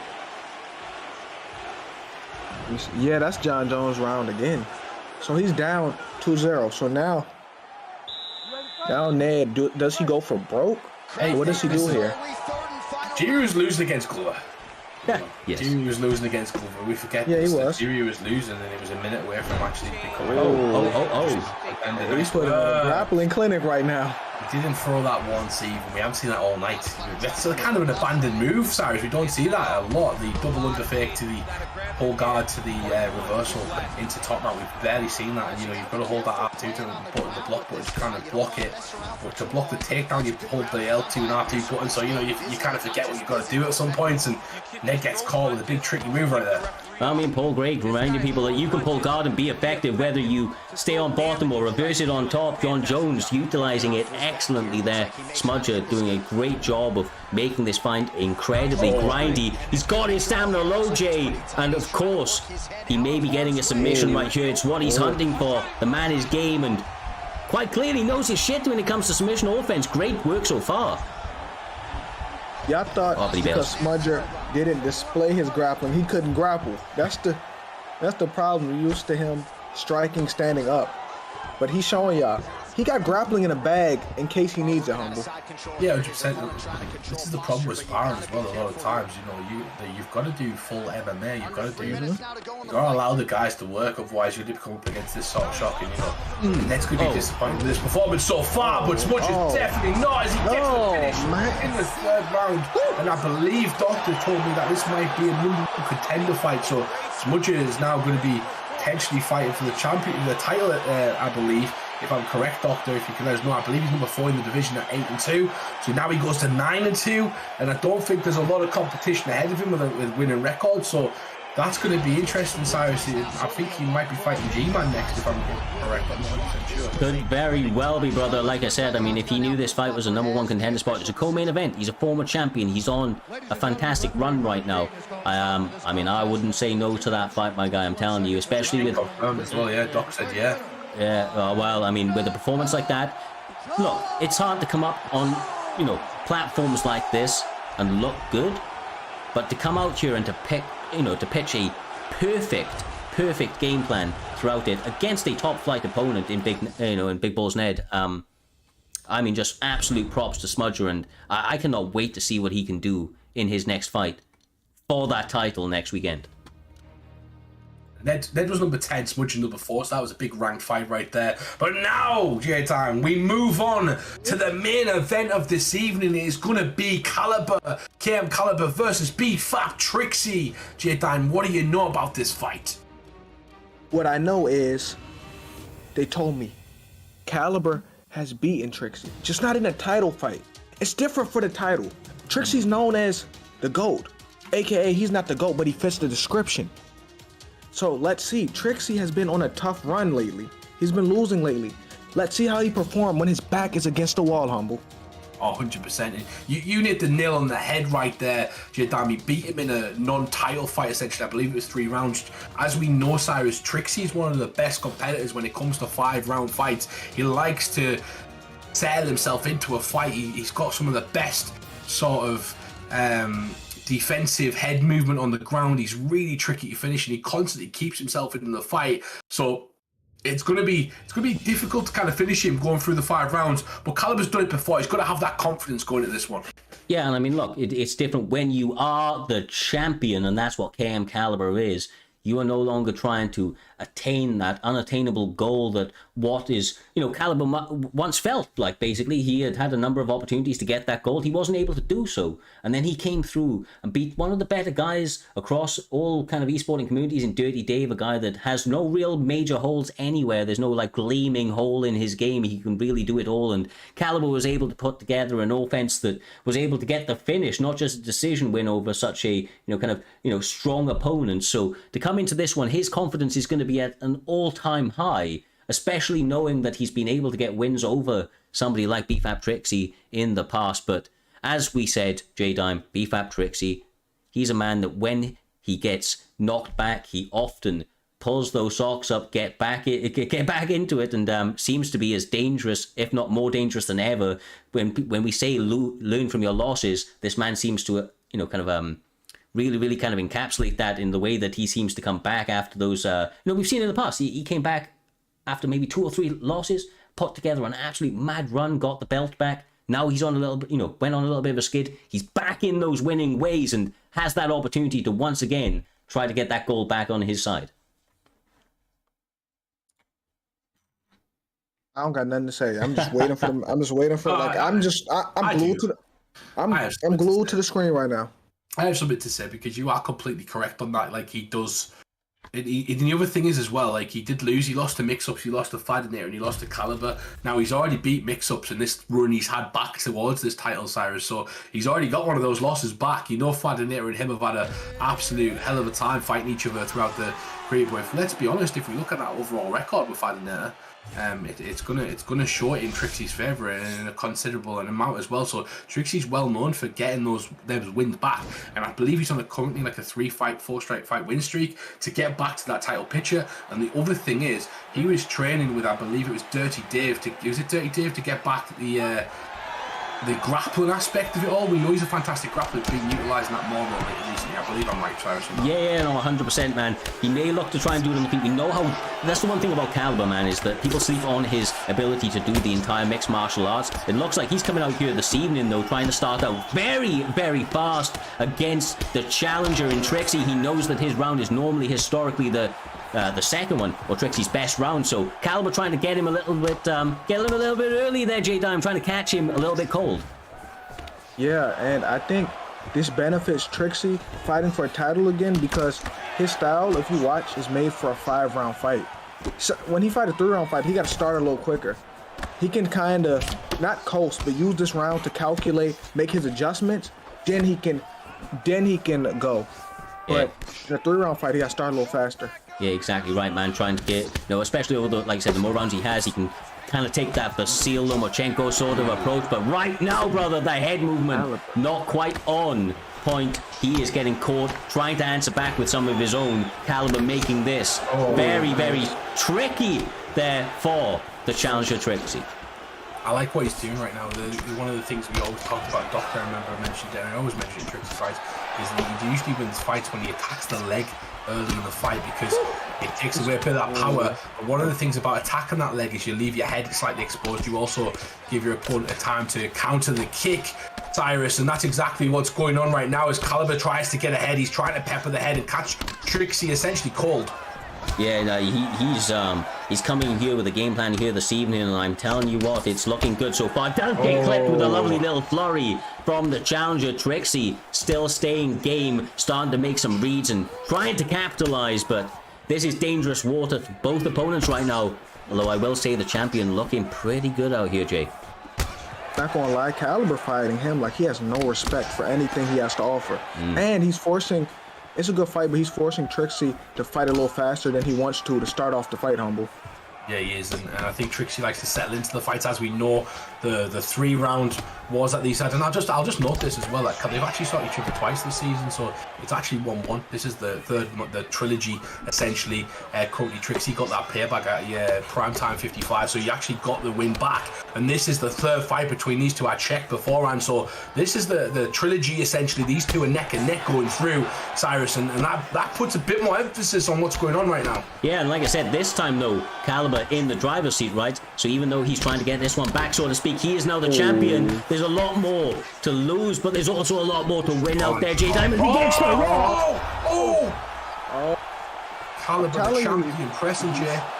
This looks like Caliber has came into his prime. This is like prime Caliber right now. He's starting to grow into himself, Cyrus.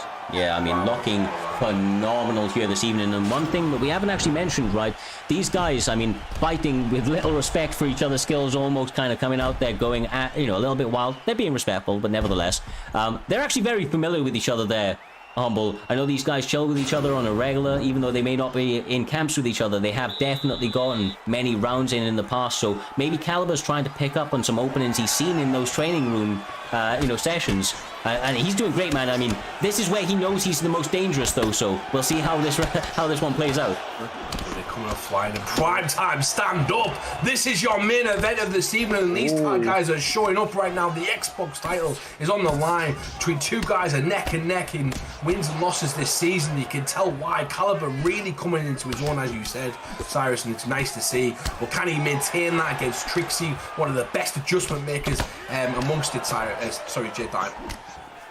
Yeah, and also, I told you, he's forcing the shot out of Trixie. Like, he's not letting him set his feet at all. He's walking him down right now and cutting the cage, Cyrus. Yeah, no, man, he is, he's doing really, really well. You can see Trixie's trying to pick those shots, but, oh my God. Nice. And it's flurries like that show you how dangerous he is, but just the overwhelming majority by Caliber is adding up on Connor's chin. How much more can he take?